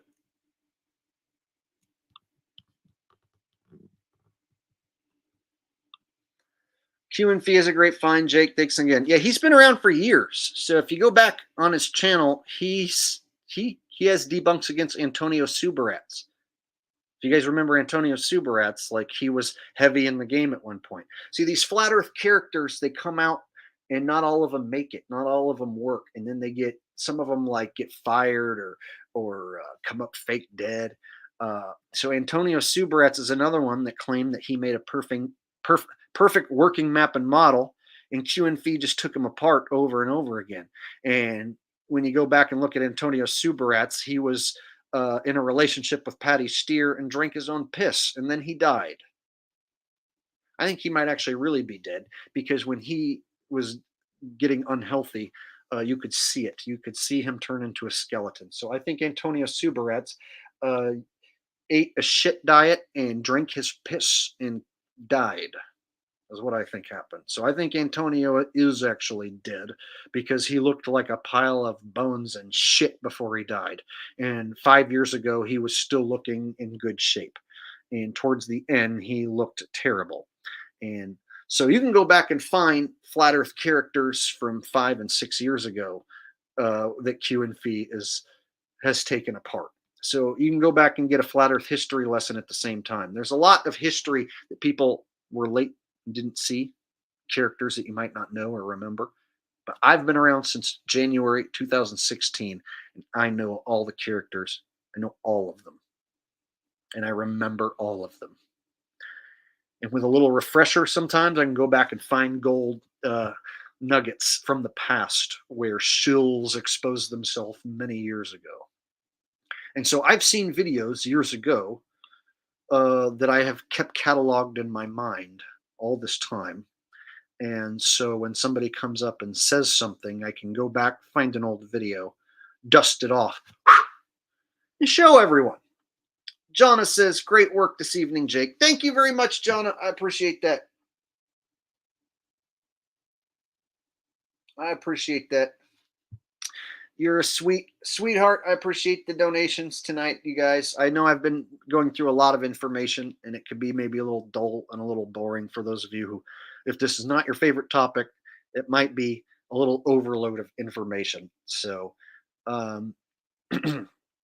if it's a little bland for you tonight, this is something I needed to do to get this information out there to everyone, because I don't want anyone just to blindly walk down the road of this map or that map or any map without doing due diligence and research. And like I said, I had concerns with FPV. He sent me an email that was concerning, accusing me and Shay of basically stealing his research in a way, and working with this other guy that I don't really know. And I told him that that wasn't the case, but he came at me kind of sideways already and was saying that when me and Shay show different maps or say anything different than what his channel says, that it muddies the water of truth and that it slows down the progress of the research. And so he was basically saying that, like, when I show cruise routes with Shay, that it muddies the waters, and I didn't like that. So when I went and found some cruises that didn't match his map, he started to become a condescending prick through email, telling me that that's not proof of anything. And so I told him that he hasn't proven anything either, because he hasn't got on camera and proved that the boat turns around. So I challenged him to make sure that the boat turns around and prove it. And that's where we are now. He told me that's a waste of time and a waste of money. I told him that's bullshit, that it's invaluable information to catch the boat turning around. To catch the cruise boat turning around and going the wrong way across the world is invaluable. He told me he's not going to waste time and money on it, and I told him that he obviously isn't very passionate about this work or this research, and then he told me to fuck off. So that's where we're at with that. So whether or not we ever do a stream together, don't know. But I'm going to go ahead and continue with my own investigation and my own research. And if he doesn't like it, tough shit. And that goes for anyone else too. And on the other side of things, you have the AE mappers using Jenny, a TikTok whore, to promote David Weiss's app on Omegle. So they're soliciting a product on Omegle, the AE map app. It's not flat smacking or waking up anyone. It's deceiving people, and it's lining David Weiss's pocketbooks is what it's doing. So over on the opposite side of town, you have the AE map pizza pie map shills using TikTok Jenny's titties to try and line the pockets of David Weiss's pockets with money. That's what they're doing. Go on Omegle. Pitch people, strangers, a product, an application which tracks people. Very evil and dubious indeed, but people who follow those fucking scumbags think that they're flat smacking. They're flat smacking.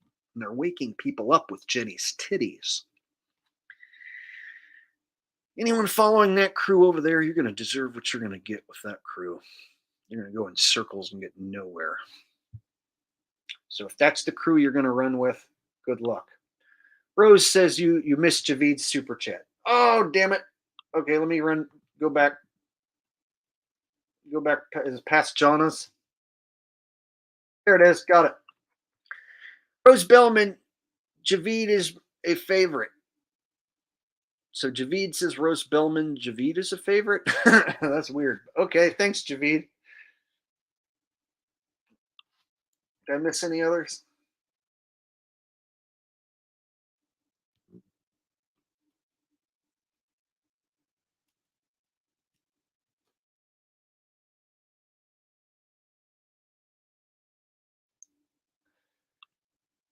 Javid says, I missed most of the stream, so I'm quite LOL. Yeah, you're going to have to go back and catch up. I suggest everyone go back and watch again. You might not have caught everything here in one shot. There's a lot of info that I dumped on your lap. It took me days to gather it all up and get it all at the top. At the top of the screen, I have like 20 windows open of shit to show you. So there's more cruises that I can show you, not just the one. And so if you type in LA to Sydney, Seattle to Sydney, Vancouver to Sydney, you're going to get cruises. LA to Auckland, Seattle to Auckland, Vancouver to Auckland, you're going to get cruises. You can change it up to Japan. And so you can find lots of different cruises that claim to cross that date line. And so we just need somebody to prove that they're lying and the boat's going the opposite way, or that they're actually doing it. Once and for all, someone get out there and prove it. And if it's going to be me, and I find out somebody was lying to me, trying to deceive me, then I'm going to bury that channel. So if I take the cruise and they don't go under the Cape Horn to the east, and it does end up in Auckland, and the route was correct, then that means I'm going to absolutely bury anyone saying anything else other than that. Get it? And if it doesn't do that, proves that the boat's going the wrong way, I'm going to take credit for that too. I'll take credit for the boat going the wrong way if they go the wrong way. And if it doesn't go the wrong way, then I'm going to smash the channel that made the claim. Understand? Rubber band. All right. You guys want a palate cleanser? All right. Palate cleanser. Palate cleanser. Let's go ahead and do a palate cleanser right now. I'm going to show a video by JM so I can go take a pee. JM is one of my favorite channels because he doesn't talk and all he does is just make these artsy fartsy videos where he busts space. So JM, one of my favorite channels. I'm going to go ahead and give him a shout out. Hold on. Javid says, everybody donate so Jake can get that cruise. Oh, thank you guys. I appreciate that. I'm actually looking into it. So I'll need to line up, like a passport and get all my shit together and figure out what I'm going to do, what I would do with Rusty. That's the main deal is Rusty. Is figure out I don't like anyone watching my dog for a month, but I would figure it out. Anyway, speaking of Rusty, Jonas says $20 here's to Rusty. Oh, thank you very much. Javid says Jake info mode, not info wars. That's right. I'm into the info, yo. Thank you, Jonna, for the donation. Thank you, Javid. I have to take a pee real bad. Let me show you guys this video real fast. It's a short one, and I'm going to give a channel shout out to JM. So shout out to this channel here. And we're going to go in a different direction. Palette cleanser. We're going to watch some space station footage. Palette cleanser. Palette cleanser. Too much stuff. Commercial.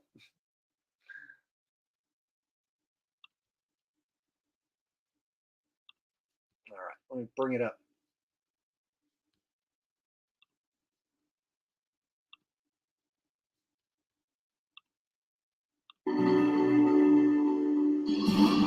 Houston, this is station. I am ready for the event.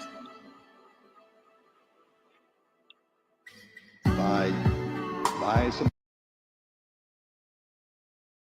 Samantha.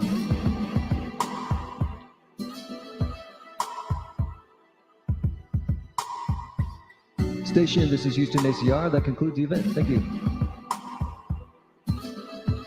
Thank you to all participants from ESA.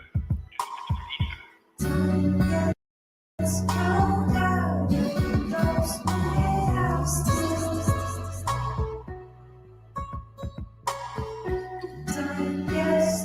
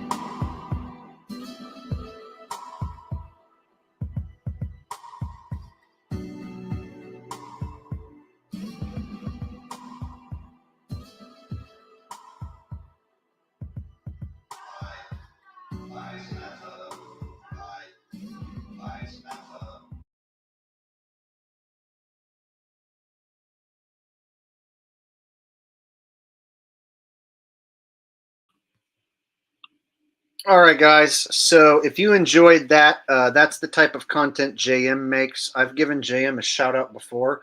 And what I like about JM is this is the type of content he makes all the time. He only makes that type of content. It's like artsy fartsy space videos that debunk space, but no one talks or narrates or says anything. It's just like what you watched. So if you like stuff like that, he basically makes videos like that, like showing that these fake space station people have some really demonic computer glitchy looking features, man. And so shout outs to JM. Hopefully we can get you up over 1,000 subs. JM doesn't do a narrative or anything like that, and the good thing is he's hasn't stuck a knife in my back and called me a shill for giving him a shout out. So shout outs to JM, doing good work, buddy. I'm going to use your videos as my bathroom breaks in the future because they'll give me like a 2-minute, 3-minute window to show something and entertain everybody while I'm taking a pee. All right, so shout outs to JM there with the palate cleanser video. No, it's not creepy content. What he does is he outlines how creepy that the space station is. So he's not intentionally like trying to be creepy. What he does is he takes videos from the space station and shows you why those videos are creepy. And then he edits them in a certain way so that it makes them look extra fake and stupid. So when they do their flips and spin around, he'll slow it down and replay it over and over and over again to where it basically debunks them without having to do or say anything because it looks so ridiculous. All right. Dud Pistachio says, Jake, well, you need to get the jibby jabby for the cruise. Well, if I do, then I ain't taking it. If I can show him a fake piece of paper that says I took the jab, that's fine. But I'm not going to take a jab. You guys realize I turn down singing gigs because I won't even stick a thing up my nose. I've never stuck a thing up my nose. I've never taken a test for that C word. Never, of any kind. And I won't. So I had someone call me and offer me a singing gig at one of my old spots. Oh, and I missed one of Javid's super chats. Let me go back and get your super chat, and then I'll tell you guys this story. Let me go back and get Javid's super chat. Jake, I know a guy that specializes in passports. Give him a call. Tell him you know me, Jeff Passport Station. Okay, I'll take note of this in this part of the video. Jeff and passports. Passports.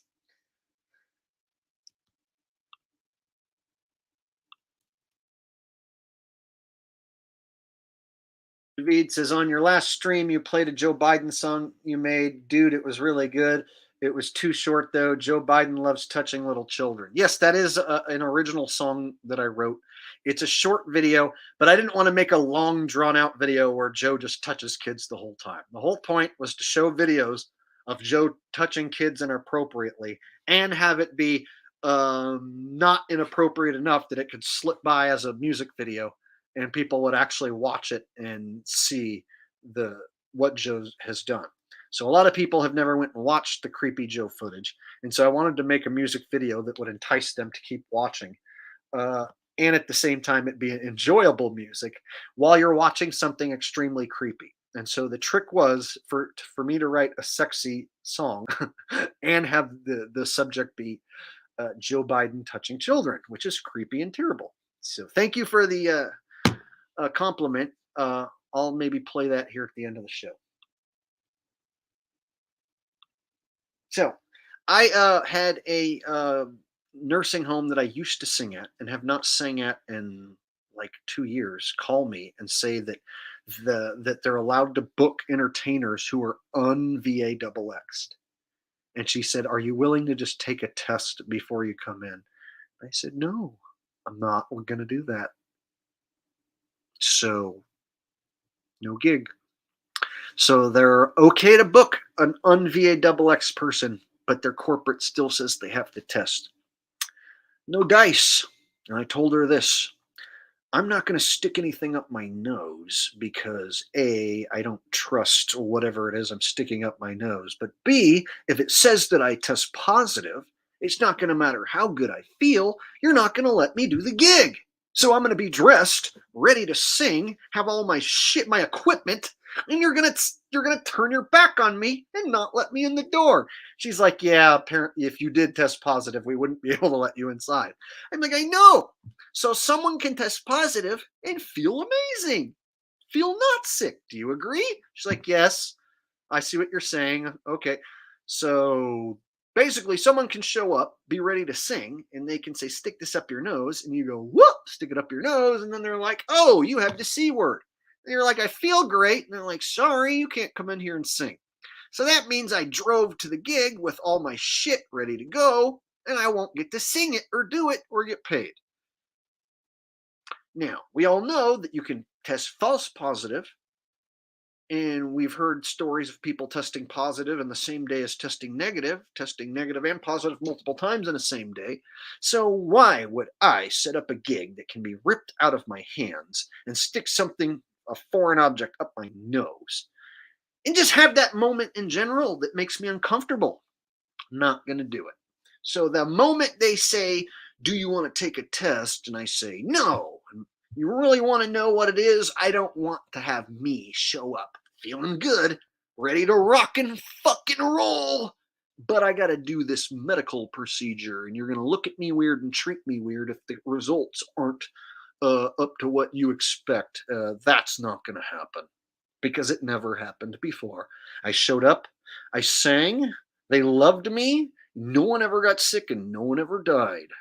So I told her, when you're ready to book me and not stick anything up my nose, I'll be glad to come rock and roll for you once again. But there ain't no place calling me to do that right now. So I still don't get to go back and sing if I don't prove to them that I'm not sick. Rose Bellman says, invasive. Indeed. Indeed. When I show up to a gig, before the C word, I set up my stuff, which includes a similar setup to this over here. So you see that speaker over here and this little mixing board up here, right? And I got my wireless microphone set up. So this is a wireless Shure microphone. This is pro shit right here. It might just look like a microphone, but this is a wireless Shure microphone. And I got 2 different PA speakers, and I got mixing board, right? And I have my laptop, and so I have to bring all that, set it all up. And before, I never had to worry about doing any sort of medical procedure, right? So there was no invasive thing. I was a professional musician, and 20 to 30 times a month, I would bring that equipment to a facility, set it up, and then fucking do a karaoke show, a 50s and 60s karaoke show by myself. And I would charge them $75 an hour. And the ritzier places, I could charge even $100 an hour. And in the small, shittiest places, I could still charge $60 an hour. So between $60 and $100 an hour, I sang 50s and 60s karaoke professionally for 2 years. And I was really, really good. Better than the rest. I was among the best you could book because I'm young and I have a stage presence, and there's no old fuck who does what I do that has my spunk and stage presence. This isn't even on, but I'm talking into it. So basically, my work was destroyed by the C word disease, and it has still not been repaired since. So all the other losers who went and took the VAXX, yeah, they can go sing. And they'll stick something up their nose and get a jab so that they can sing. Not me. That's why I don't do that anymore, even though I love it. So it's a job that I don't do, and I don't sing anywhere lately. I haven't done a rock and roll show or sang a live show for a live audience in a long time.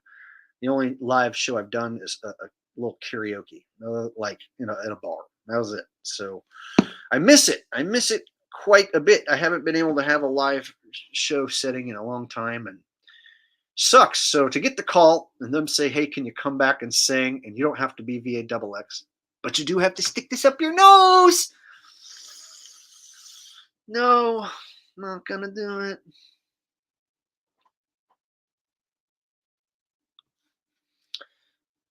Chrissy says, fuck the jab. Indeed. Indeed.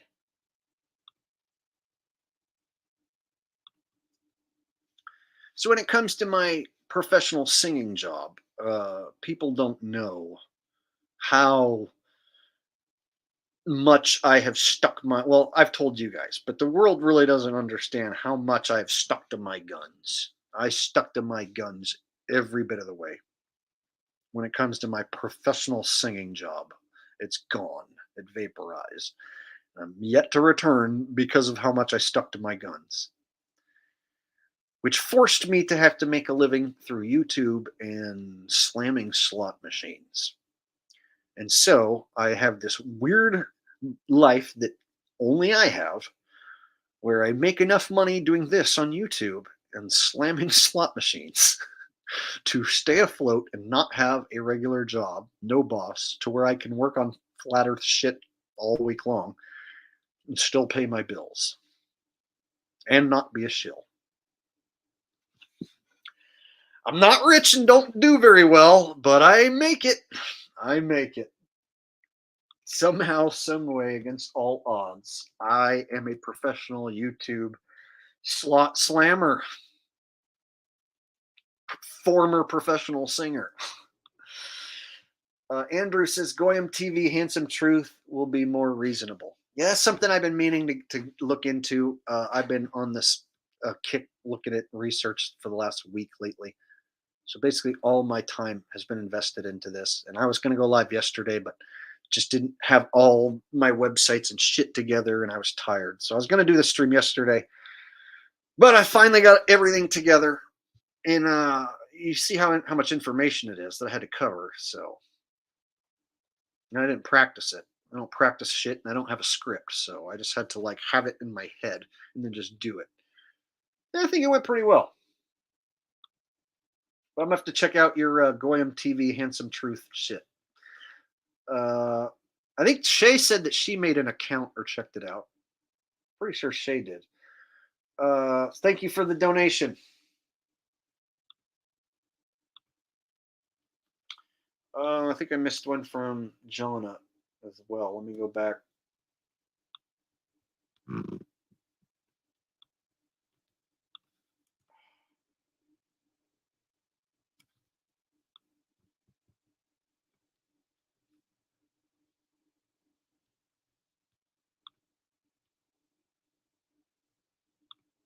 Rose Bellman says, any thoughts on those who've been jabbed and still have gotten sick? Any connection? Yeah, you could say that that's a direct correlation, that they got jabbed and then got sick afterwards. Me and Shay were talking about this because Shay and Jonna says, did you check your PayPal? No, I didn't check my PayPal. I can look at right now, though. And then I'll get back to Rose's question.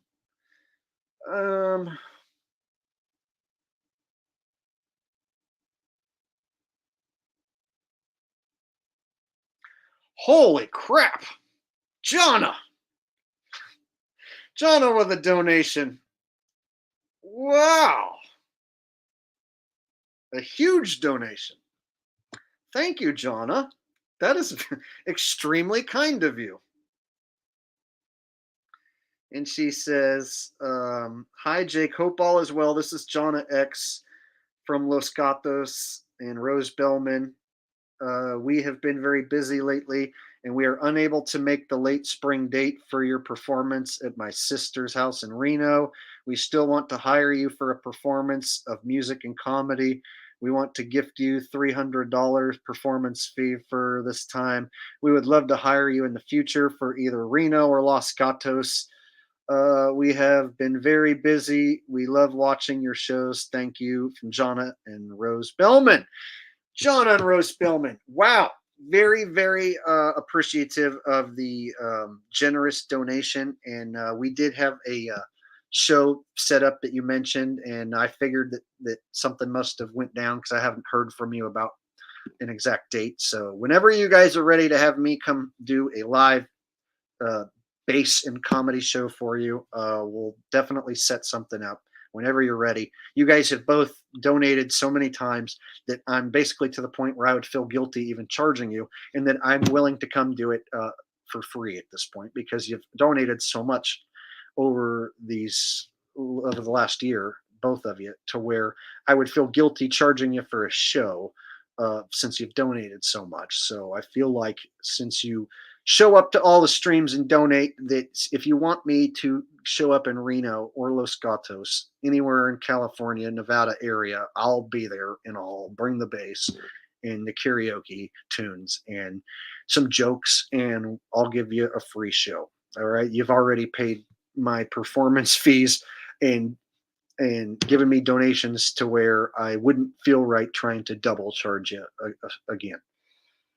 So normally, if someone wanted to book me, I would charge them. But if someone donates to me all the time, well, then I feel like they're one of my pals, and I'll just show up and we'll have a party, and I'll perform at your party as a friend. How's that? All right.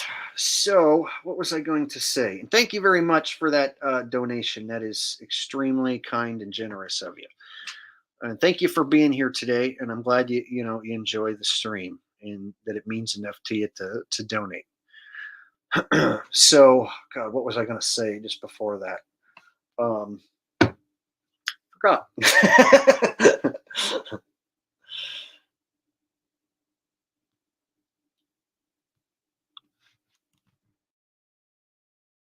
I think, oh yeah, Rose, that's right. It was Rose's comment. I'll go back and read that.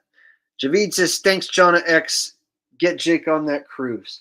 Hey, in 2023, I could definitely, if I have plenty of time, I could definitely line one up. See, the one that I was looking at, it's like right around the corner. I'd have to be on it like within the next few months. I think it leaves in late September or October.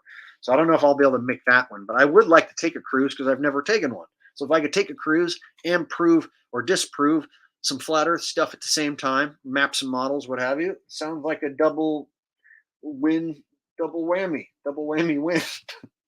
All right. Rose says, any thoughts on those who've been jabbed and still have gotten sick? So me and Shay were talking about this, and I told Shay I don't believe in the C word, and that I don't think that the C word is a thing. But she says if someone gets jabbed, that possibly they shed, and that they can be contagious. And she said that she hung out with someone who had been jabbed just the day before or week before or whatever, and that she got sick.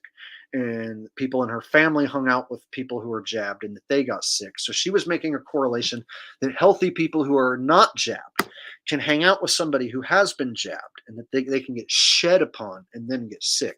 And so I told her I had people cough directly in my face, and I go to the casino and I'm around thousands of people, and that I have yet to get this C word, but I also don't go get tested for it either. And I'm around people who've been jabbed, and I've never got sick. And so if I go to the casino and someone has been jabbed and they shit on me, then what's to keep me from getting sick? So the only sickness I have had in the last 2 years is like my 2-week cold symptoms that I get every year. And I get cold symptoms between like November, December, as the season changes to winter. I go through this, it's almost like an automatic detox that doesn't have anything to do with anyone making me sick. I'm convinced that I go through my own detox, and I get the same symptoms every year for about a week to 2 weeks. And I'm not going to chalk it up as being the C word, and I'm not going to chalk it up as someone making me sick. I think that that's just something that happens to me, is this detox where I feel cloudy headed and have cold symptoms for like a week or two, and then it goes away. That happens to me every year, no matter how healthy I feel, no matter how good I've eaten, no matter how I take care of myself. And I'm not going to blame that on someone else making me sick when I don't know that for sure. So I claim that possibly I go through, or you go through, a detox at a certain point of the year.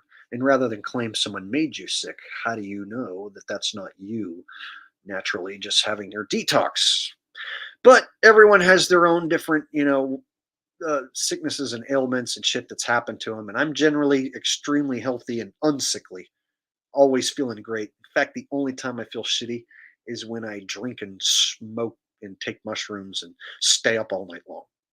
If I eat mushrooms and then drink 12 beers and smoke 20 bowls and stay up till 5 in the morning and then crash out on the beach or in my car, I feel like shit the next day. But other than that, I feel amazing. So it basically comes down to me causing myself to feel like shit. So, long story short, I'm a healthy dude. I'm around people all the time, and I don't think anyone makes me sick or can make me sick for that matter. But I'm not entirely sure that someone who's been jabbed 100% can't shed on me. So if they have, maybe I'm just so damn healthy I didn't notice. I don't know. So that's the part where I get a little confused with, like, can someone who's been jabbed make me sick, or is that impossible? Can someone who has a cold give me a cold? And I'm still trying to come to my own conclusions rather than what anyone tells me, or rather than what modern science or medicine says.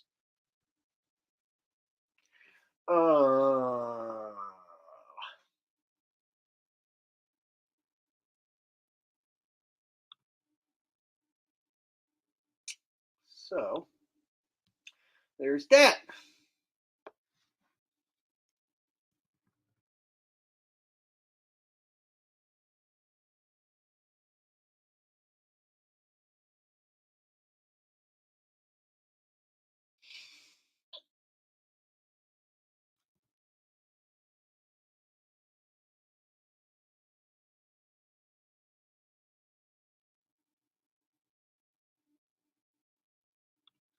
See, I've heard this argument: viruses ain't real. Prove it, then I'll believe it. Yeah, so I've heard people say viruses aren't real, and I've heard people say viruses are real, but they're not. They don't make you sick. And then I've heard weird things, like the C word isn't real, and I've heard people say the C word is real, and it's in everyone. So then I'm like always confused. Like, viruses ain't real, or they are real but don't really make you sick, and they're not deadly. I've heard people say your body creates a virus, and it's a good thing when your body creates a virus to ward off uh, sicknesses and ailments and stuff. So I've heard people try and come up with it to where it's like, yes, virus is real, but they're not what they say they are. Or I've heard people just say there is no viruses. So I'm one of these dudes that's like, man, I don't know when it comes to all these claims of microscopic shit and sicknesses. And so when I go on my own experiences of just being a healthy human man, and all the instances when I do get sick, it's very rarely that I ever do get sick. And I'm around people all the time. And I've been around jabbed people. I've been around Asians at the casino who wear like 3 masks, and they still go to the casino and hang out with thousands of people. So I know I've been around jabbed people. And so to think that I've been shed upon, but I don't get sick, not like other people claim. But Shay claims she got like really sick. And I've heard other people say that same thing, that they hung around people who have been jabbed, that they got super ill. And I can't say that they're lying. Can't say that they didn't get super ill, that they didn't hang out with someone who was jabbed. So if you hang out with someone who's jabbed and you get super ill, that doesn't necessarily mean that they're shedding on you and made you get ill. But I can't say for sure that doesn't happen. You understand? Braxton Hayes says, I mean, they could be real, just like space. Where's the proof? Telescopes and microscopes haven't got any better since the 1900s. I'm sure some glober would disagree with you and say that that's personal incredulity. But I hear you. I get what you're saying. And it comes down to stuff in a microscope that we're looking at. Like, I don't know which one's bad or which one's good. There's healthy bacteria that look all funky and crazy under a microscope, and those ones are good for you. And then there's bad ones they'll kill your cells, and they kill the good bacteria. You just have to look under a microscope and trust some doctor or mainstream science expert that's going to tell you that they know what they're looking at and that they know what it is.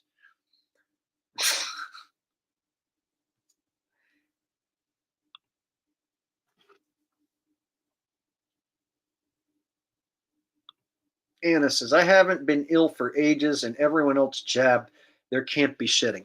That's what I'm saying. Like, I only get like feeling like shit when I just drink too much. That's always one of my main issues. If I eat mushrooms, I'll feel so good and so wonderful that I'll want to have a couple beers, and then it turns into 5, and then 6, and then 10, and then I have alcohol poisoning, and then I throw up and feel like shit. If I don't do that to myself, I feel wonderful like every day. I don't even get headaches or nothing. So if I don't sicken myself with alcohol poisoning, I basically feel wonderful every day. Every day. And then there's like a 2-week period between November and December where I'll get this weird cloudy headed feeling and have minor cold symptoms.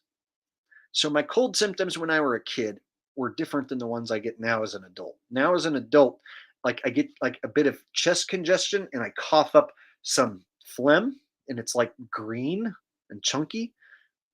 Yeah, great visual, right? But I don't have, when I was a kid, I used to have a bunch of snot and snottiness and leaky nose, runny nose, where I don't really get the snot, runny nose, leaky nose thing anymore.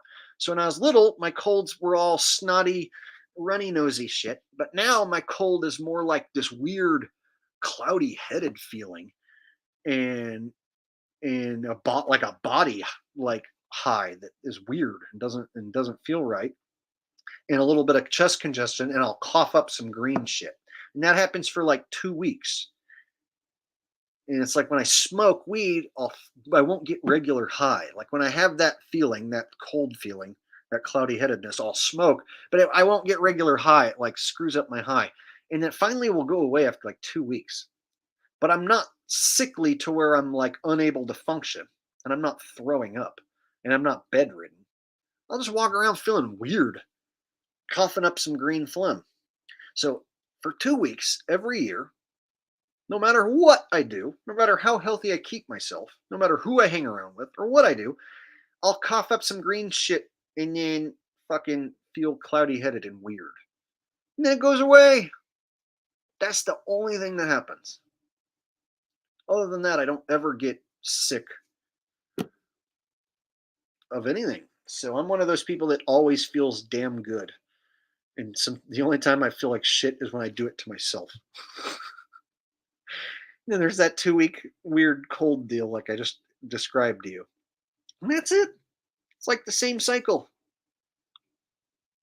So when I see other people have these weird health issues and they claim to get the C word or they claim to hang out with somebody who is jabbed that made them sick, I'm like, I had people cough in my face and I didn't get the C word and I didn't get sick or feel sick. And I've hung out with tons of people, jabbed and unjabbed. So everyone's experience can be subjective. So you can't necessarily blame someone for making you sick and think that that's for sure what it is.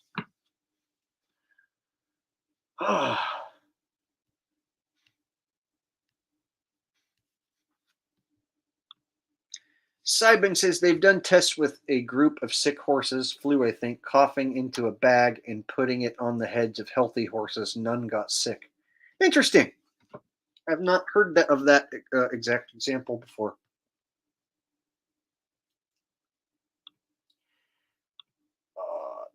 Loretti29 says, Jake, do you have Twitter? I don't.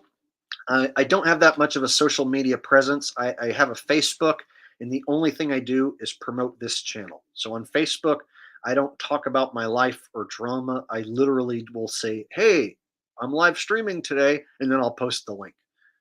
So on my Facebook, it's nothing but me promoting this channel in the live streams. And then I started a TikTok and got 2 strikes right out of the gate. I was going to try and do some videos on there, but I got 2 strikes out of the gate, so I kind of gave up on that. So I have a few social media deals, but I don't really keep up on them. So mainly I YouTube, and then I do a little bit of BitChute as well. So I have Facebook is the only social media that I have, and I'm not active. I just post clips or videos for this channel. So that's like the only, I just use it basically as a telephone pole to post my flyers, basically. It's like a virtual telephone pole for my virtual band flyers.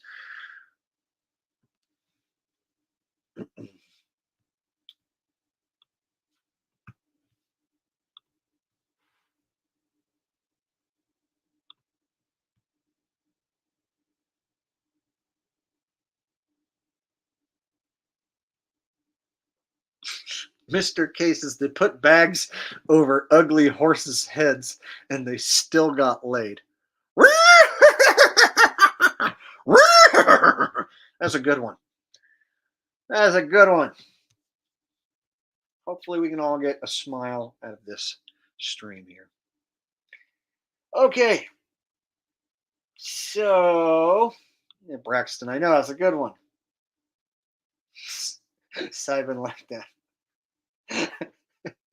That was funny. Okay, so we'll go ahead and end with that. So, guys, thank you for being here. Thank you to all my mods. Thank you for everyone who showed up today. And hopefully Aaron Calderon can go back and look at what I showed and see the information I presented and not be too butthurt that I had to take his wrench away and kick him out. He just wouldn't shut up. So hopefully he goes back and watches this stream and sucks in the information I'm trying to present here. And hopefully we can get to the bottom of this whole map deal and figure out, you know, a model that's more correct than it is wrong. And hopefully one day I can figure it out in my own head and be happy with it. But today ain't the day. So still a big question mark and still trying to figure it out. Still a work in process. So looks like, in my opinion, we got to burn it down, start back over and build it better. So this has been just an opinion from Jake the Asshole. You don't have to agree with my opinions. These are just my opinions. And this is all just for entertainment purposes. This is a big, giant entertainment comedy routine. So take with it what you will. Until next time, this is Jake the Asshole signing out. Stay flat, y'all. Peace.